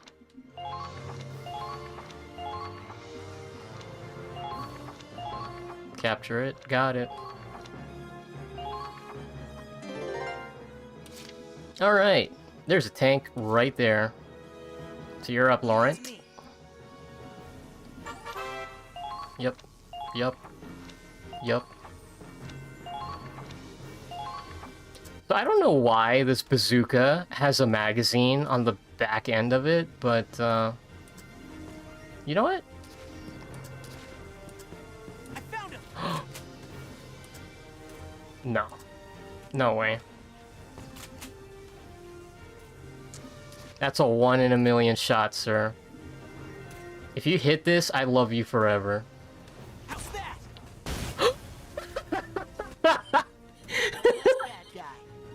Alright, he's the best. Good work.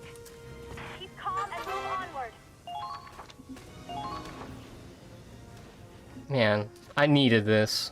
Back when we were playing Disco Elysium and I was failing every single dice roll, I need some good RNG, please.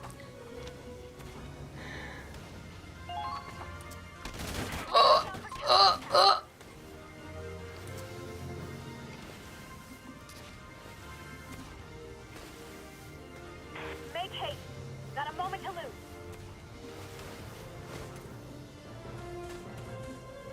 Oh, he can make that.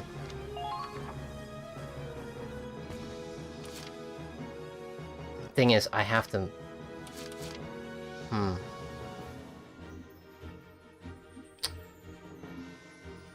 not scared of anything.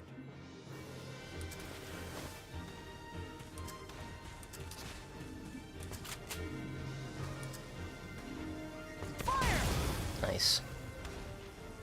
Literally best boy. Yeah, I suppose a bazooka would be the modern lance. Yeah. It's a nice way of thinking about it.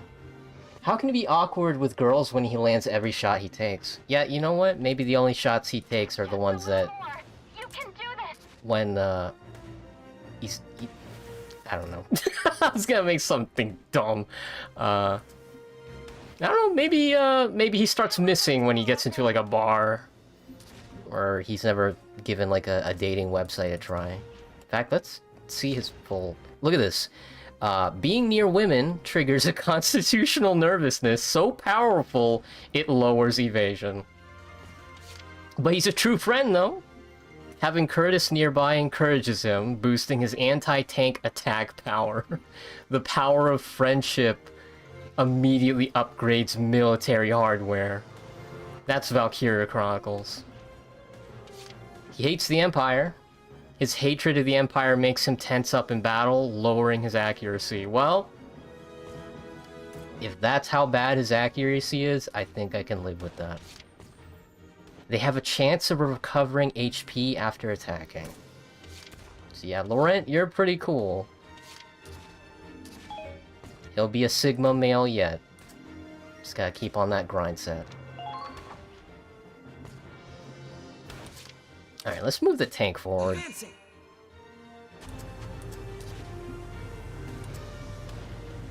And on top of that, tank makes really good cover.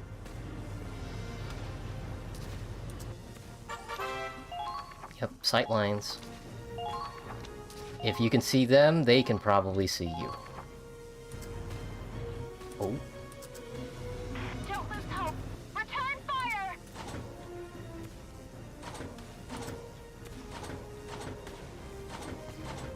Man, that is a 1 in a million shot. See how far away that is? It's like you blink and you miss it. Boop! I see. They're good. I see. I can see it. Now advancing. Can she see that guy? No.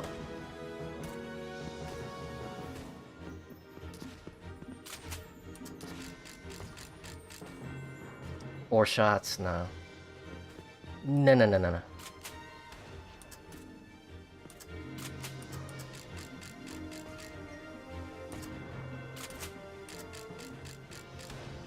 Boy. There. Yep, that sucks. She tried. I tried. You about a mortar that big?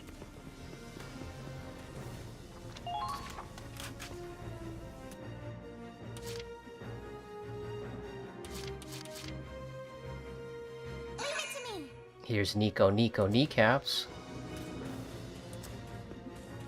Actually, what's her deal? Oh, wait, no. Klutz, remembering to load ammo into her weapon sometimes completely slips her mind. Blind Faith, she relies on divine intervention to keep her from danger. Taking interception fire lowers her evasion. Early Bird, acting before anyone else increases her firing accuracy. So you have to use her first. Oh man, he's gonna go up against Military MILF and screw up his attacks. Real gamer. You know you touch bottom when you can relate to a secondary character NPC of a JRPG. Yeah. Well, in all fairness, on my first playthrough of Valkyria Chronicles 4, I did not lose anybody. So I was pretty proud of myself there. Oh wait, no. Can Nico? She has to stand.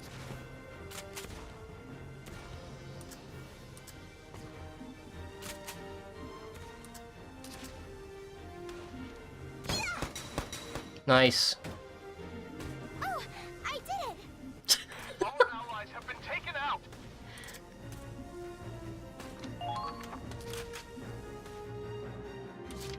Okay, we got 2 turns. Can probably move Kai up. Moving out.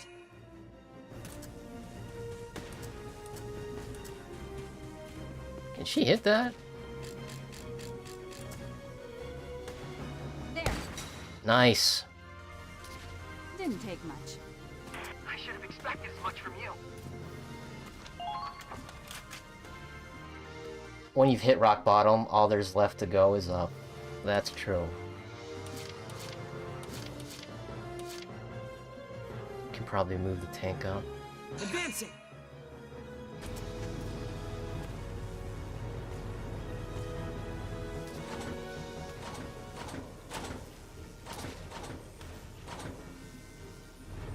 Keep calm and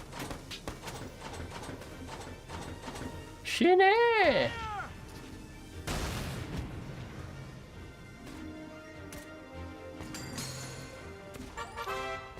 Yeah, they just lost the command point. If you take out one of their target destroyed. main characters, they lose a command point.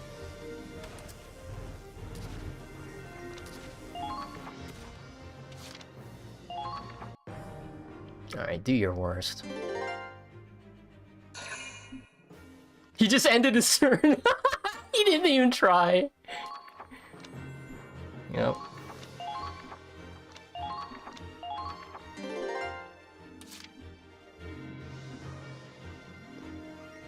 Okay. Advancing! I don't think I can run over that. I doubt it. Move onward. Yep.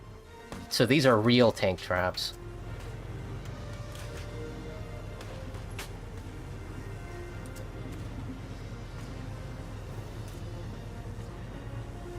Okay.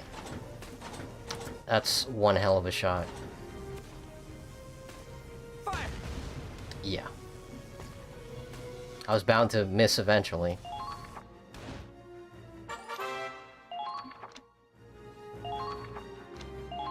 Unfortunately, I don't think I have any engineers, so that tank is just not gonna have any ammo for a bit. Yep, yep. You can heal your team, yep. Oh wait, maybe I do have ammo. Advancing! Alright. Watch out! They're onto you! Eat this! Just...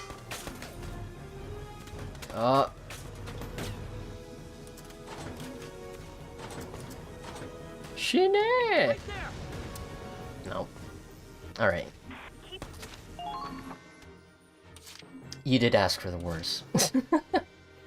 Did you just drop a mortar on a guy and all that happened was him slumping to the ground? Yeah, but that's ragdoll physics. There's a guy. Shoot. Raz has a long way to go.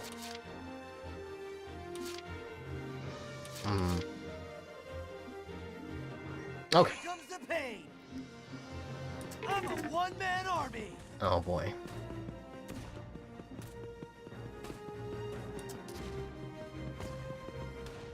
I'm so far away.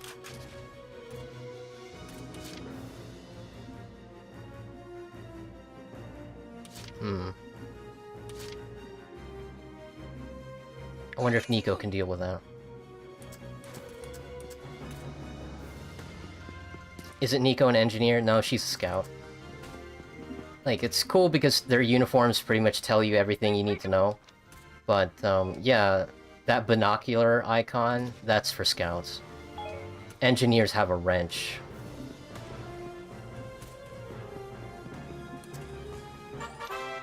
Yep.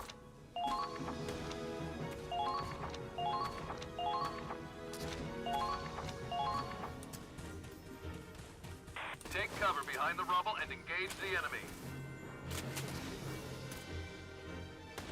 Catch. She said, I'm sorry. He's too nice. Confirmed. Not bad out there. I'm sorry.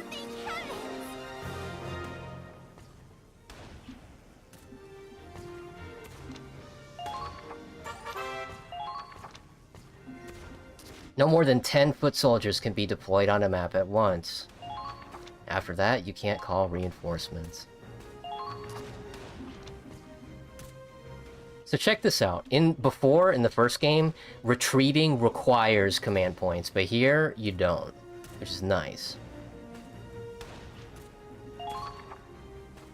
If you're in command mode. So if they're right next to the flag, you can tell them to retreat. If they're outside the camp, you can make them do a forced retreat, which does cost a command point. I just want to see anime characters violently explode. Is that too much to ask for? Yeah, you know what? I'm surprised they didn't really tap into that market. I mean, even the Berserk game kind of tones down what actually happens in the manga. Yeah, they blow up in like a blood sprinkler, but like compared to what actually happens in the manga, this is just putting it lightly. Oh, morale.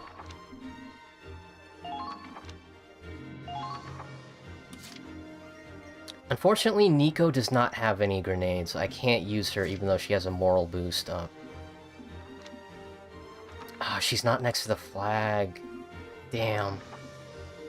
She looks like she is, though.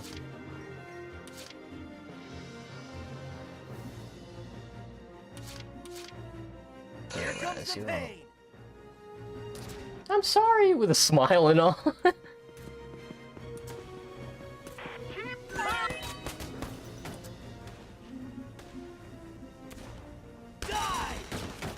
Shine! They might be soldiers after all.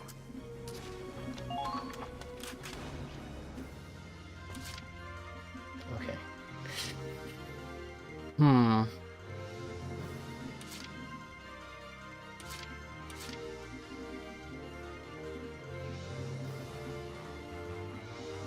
It's not a lot of command points left. Can I call somebody here? Yeah.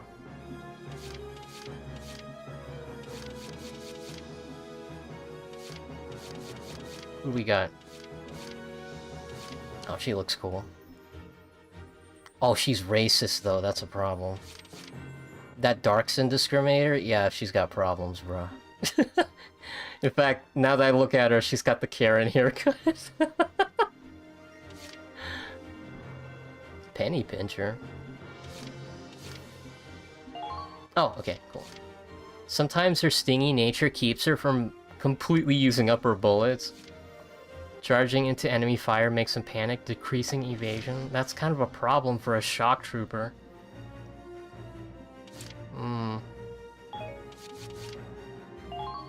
Right-hand man.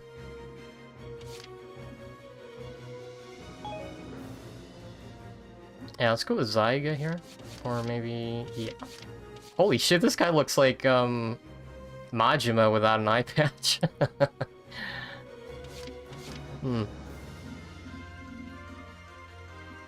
A pacifist? Oh gosh. Social anxiety. Oh, he's friends with Laurent.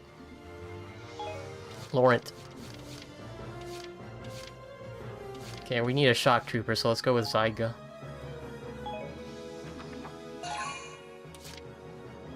And just for funsies, we'll take one more shot with the tank. Oh wait, no, we need an engineer, right. Yeah.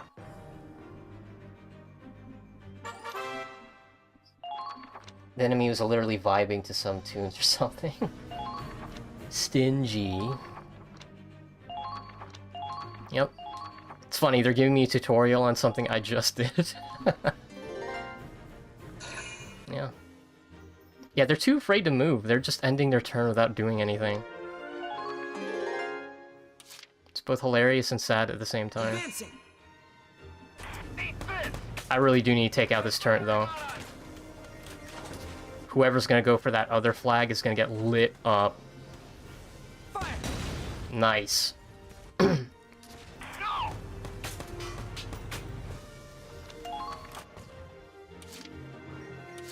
Alright. Hey, Raz, check this out. Way too easy. Oh boy. The enemy's returning fire. I'm fucking invincible! Let's go!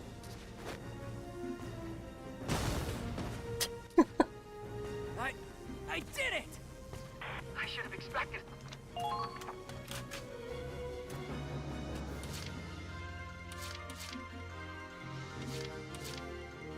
Where's the tank? Oh lord, I thought it said Alucard for a second. There you go, tank's refilled. Take cover behind the rubble and engage the enemy. Okay, first things first. Before you ask, yes, he just repaired those sandbags with bolt cutters. I did it! That's Valkyria Chronicles, baby. You're too well fortified. I like to think all of your combatants are piled into the tank, and that's why you can start your characters at your command post. Just threw a grenade like 5 feet away from himself. Yeah. There is friendly fire, by the way, so try not to blow up your teammates. Come on, let's just go all out and charge him. Better than sitting here and dying, right? No, a frontal assault is way too dangerous. We have to stand back. Easy for you to say. Damn, if only we had artillery. There has to be some way through. Just hang on until I find it.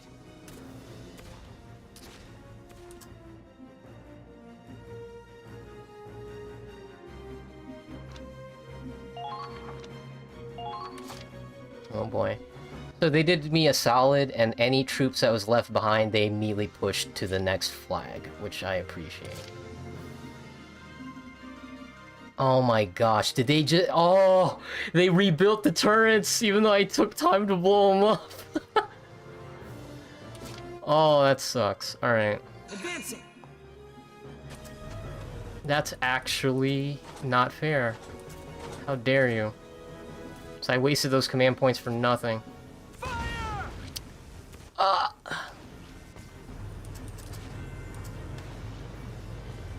But that one needs to go, though.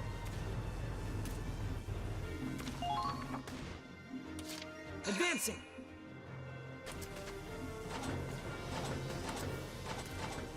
Right there! Nice. I see. They're good. Oh, shit. You can't move the tank farther than this. Enemies everywhere. What are we supposed to do, damn it?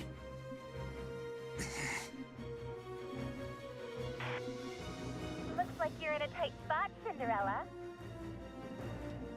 Wait, Cinder what now? This sure as hell ain't a fairy tale. I'd love to get to the ball at the castle, but I don't even have a pumpkin, let alone a carriage. Seriously? What's gotten into you, Claude? Nothing wrong with a little role play on the battlefield. No, Godmother, but I can work some magic for you. Magic, huh? We could use a little. If it was real. Friendship is magic, though. Oh shit! Here's also best girl. Grenadiers. So what's amazing with the Grenadier class is even though it's Grenadier, you can clearly tell they're using artillery, which I'm no military expert or tactician, but that doesn't sound right. I thought artillery was a class of its own. But man, if you're gonna group them up with the Grenadiers, okay. But at the same time, that's not an artillery cannon, that's a railgun.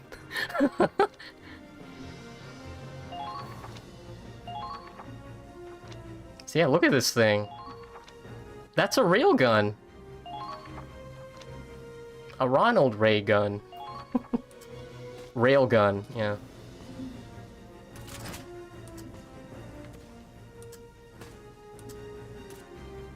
Oh shit, it's too far. No, oh gosh.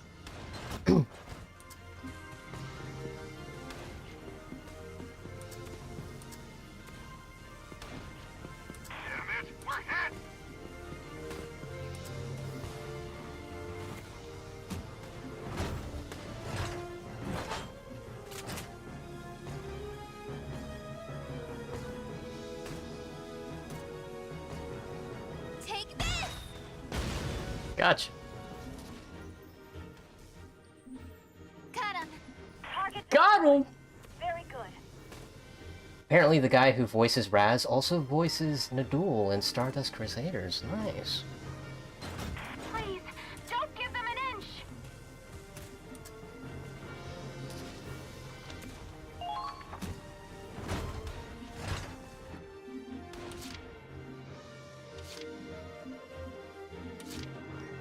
Wonder if she can hit that.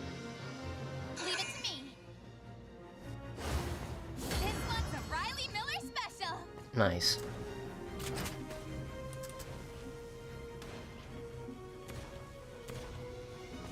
Take this!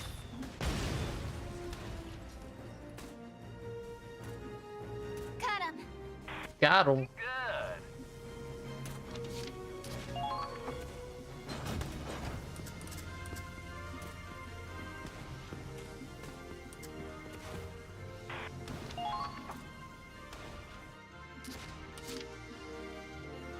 Leave it to me.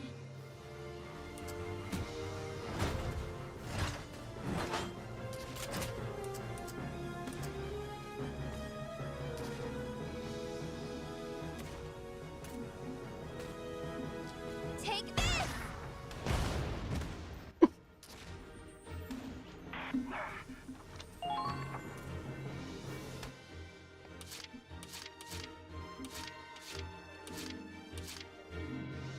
Should probably move the engineer up just so he can refill her ammo.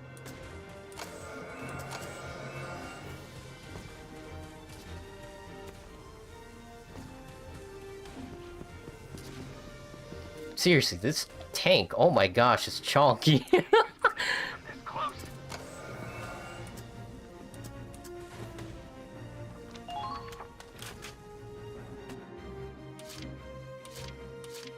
And we should probably move Nico up. I'll protect you. Oh.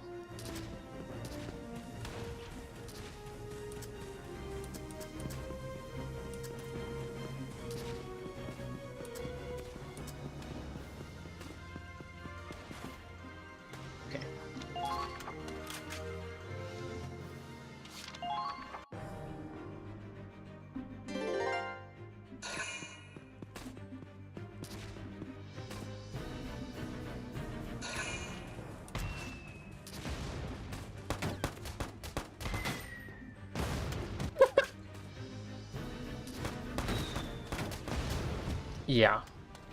Great thing about Grenadiers, they also do interception fire.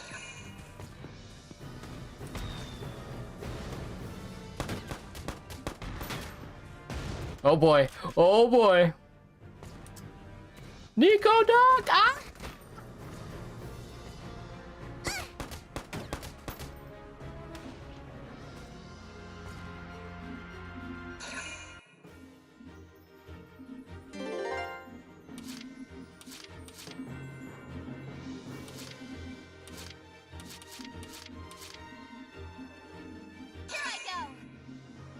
Here we go.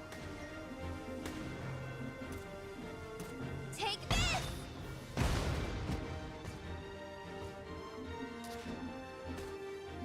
Look at that pose. One more for me. Target destroyed. Good work.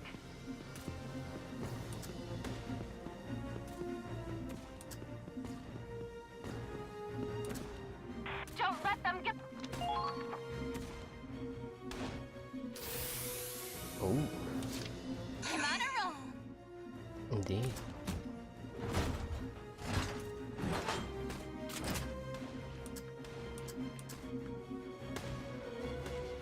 Too easy.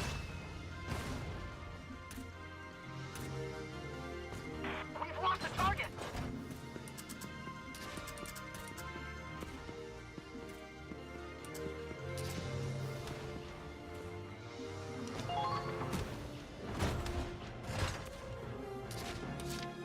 Leave it to me.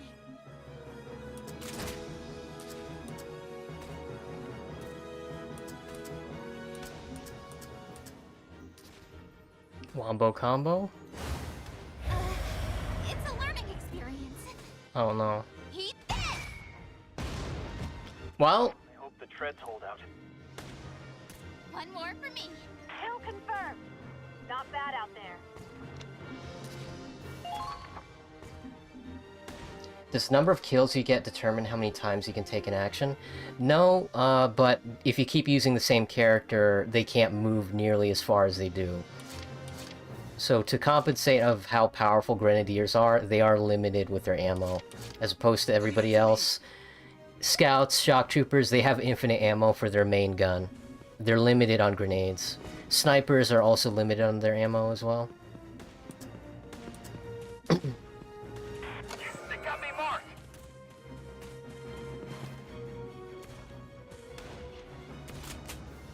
I mean, he's not gonna kill him, but still, might as well soften him up. He missed every single shot. Leave it to me.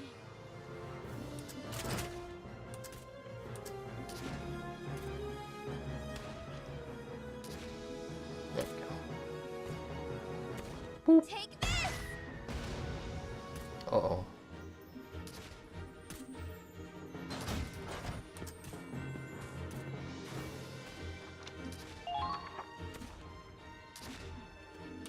Here I go!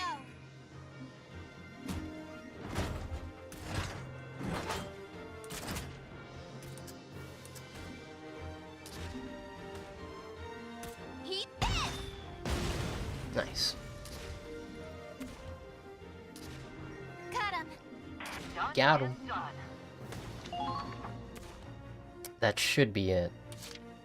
Nico should have a clean shot to the finish line.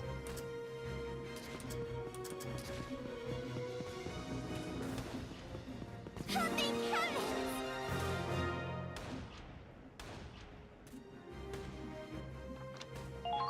We've occupied the camp. Keep it up, folks. Occupado.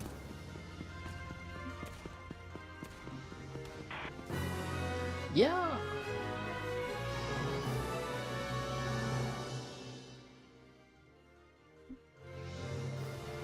All right, we broke through. Keep advancing. Capture that cannon. Federation bastards. We won't let the blood, sweat, and tears of the Imperial people fall into your hands. Glory to the motherland! Everyone, get down!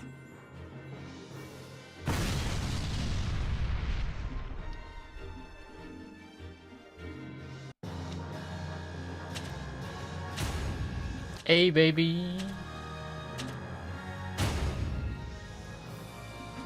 Great. You certainly impressed someone in that last battle. HQ sent you something nice as a reward.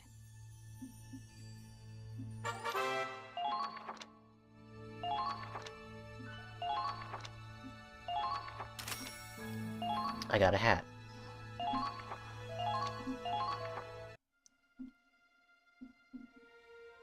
So this is the 21-centimeter howitzer.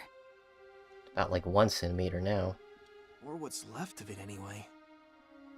So much for surrendering. Denying us this scrap metal cost them their lives. They chose death before dishonor. Everyone who goes to war knows they might die. But if I was in their shoes, I don't think I could pull the trigger. We're not fighting to die. We're fighting to live. These men died for their country, and I respect that. Still. Yeah. Weapons can be replaced. Lives can't. But speaking of weapons... How about those new guns the reinforcements were carrying? For being portable, it's sure packed a wallop. Big things really do come in small packages. It's got state-of-the-art tech with the range of a tank! Never seen one of these beauties?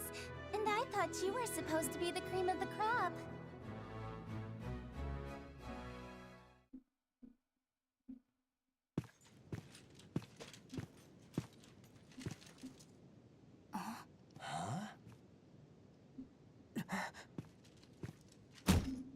It's called a mortar. A magic wand that grants every soldier's wish. Awesome, right? You seeing this? Isn't that...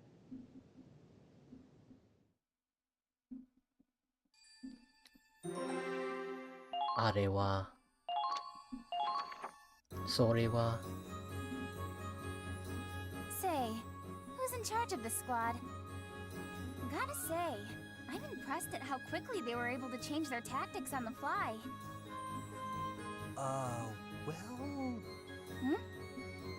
Wait, Raz? What are you doing in the Edinburgh army? We enlisted together to protect Gallia. No way! Lena?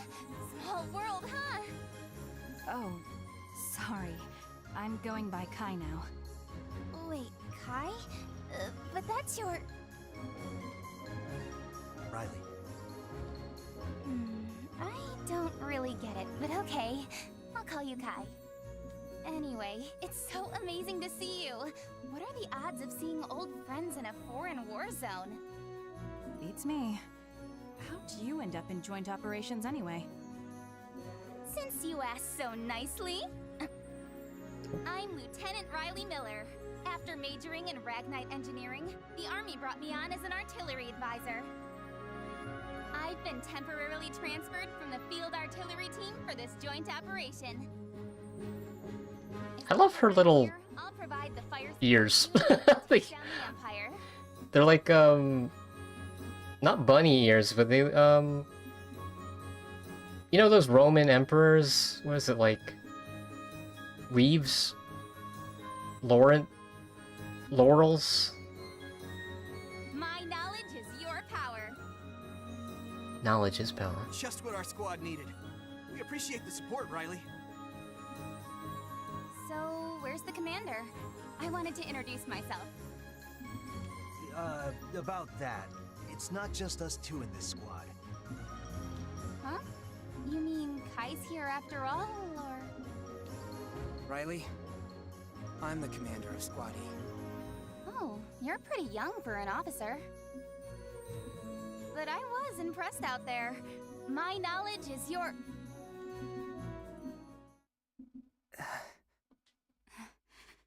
Claude Wallace.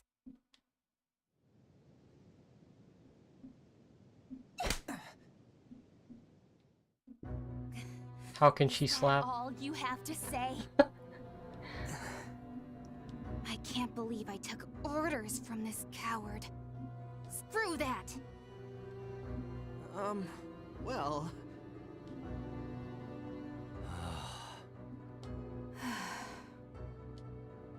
Huh.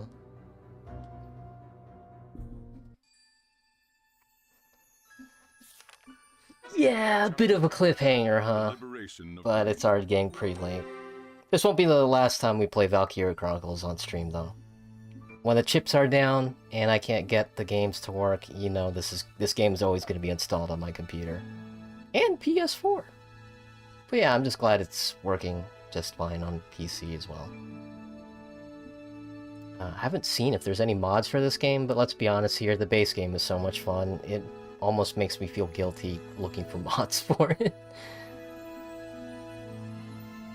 I'm sure soldiers wear diamond-patterned stockings. Yeah, it's very tactical. Could just call it a headdress. Yeah, that's true. It's definitely not a crown, but, you know, pointy ear For things. meritorious action in capturing Fort Crest. You've earned this medal. It's a good start.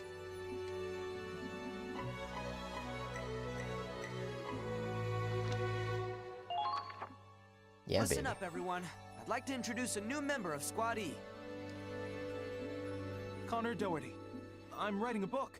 A war story. Non-fiction. It's good to meet you. Is that Otacon? Ryan Ford, mercenary.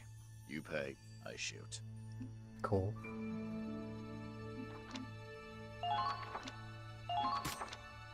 So, unlike Valkyria Chronicles 1, you don't actually get a choice on who joins your squad. They just introduce themselves periodically as you play through the story.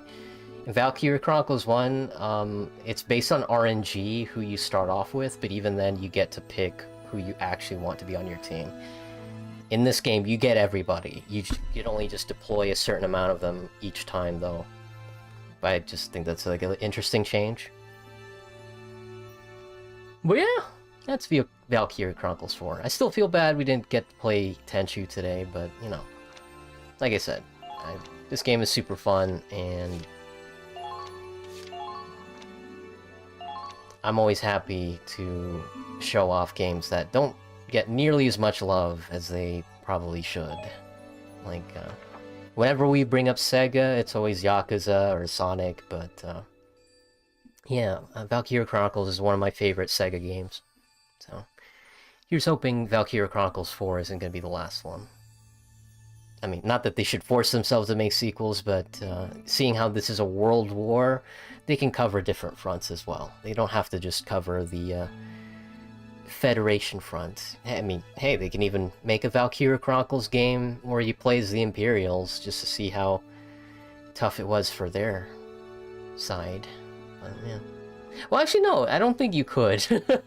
And for one reason, and one reason alone, the Imperials, they do not they don't recruit women. And that was like a big selling point for Valkyria Chronicles, is just anime waifus fighting in a war. But for the Imperials, with the exception of a couple of soldiers, they don't use women for the battlefield. They don't see them as equals. So that's their deal. While the Federation and Gallia, they don't care. If you want to fight for your country, they will give you a gun. Like, they're more than happy. In fact, in Gallia, it's mandatory for everybody to attend basic training. So they don't care who you are. You need to learn how to fight for your country, which is nice. I'm not really sure about the Federation, but yeah. It is what it is. But yeah, that's Valkyria Chronicles. So Mercenaries are not to be trusted. Yeah.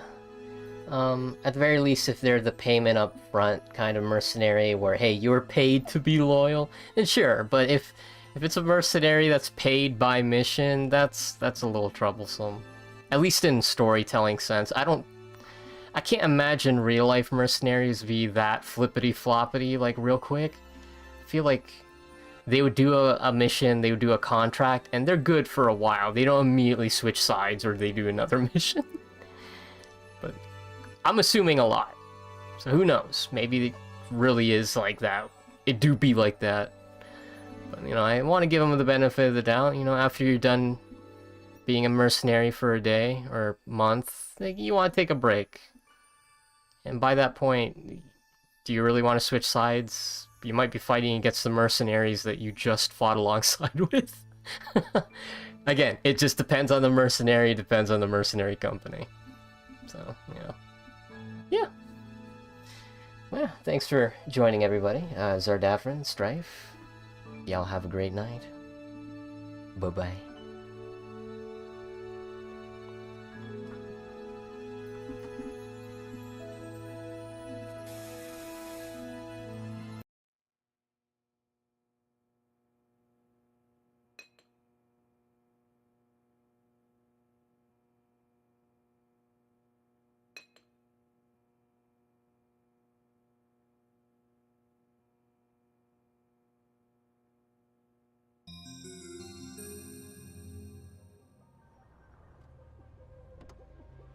You ready to do something profoundly stupid?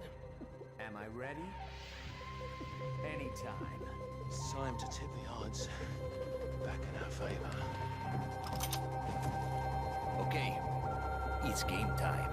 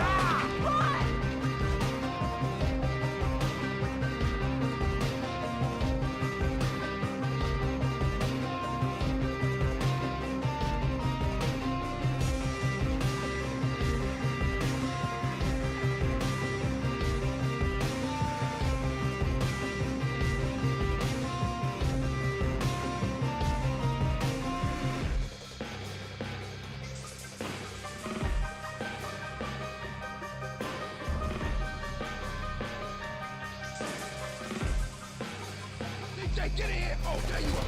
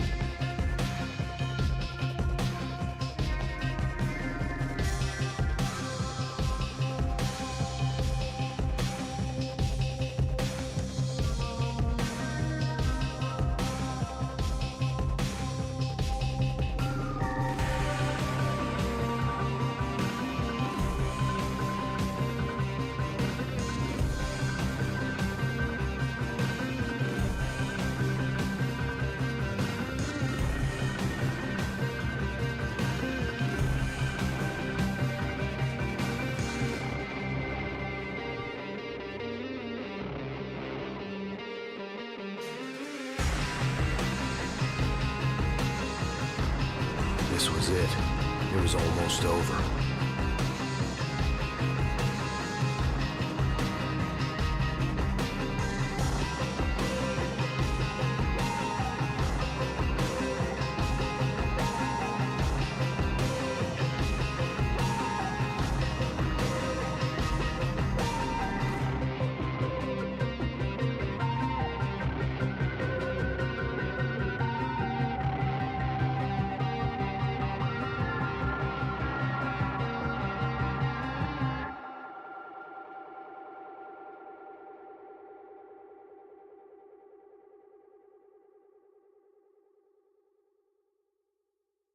Did you see that, Zack? Clear as a crisp spring morning. I knew I could count on it. Never fails. Now then, let's get going.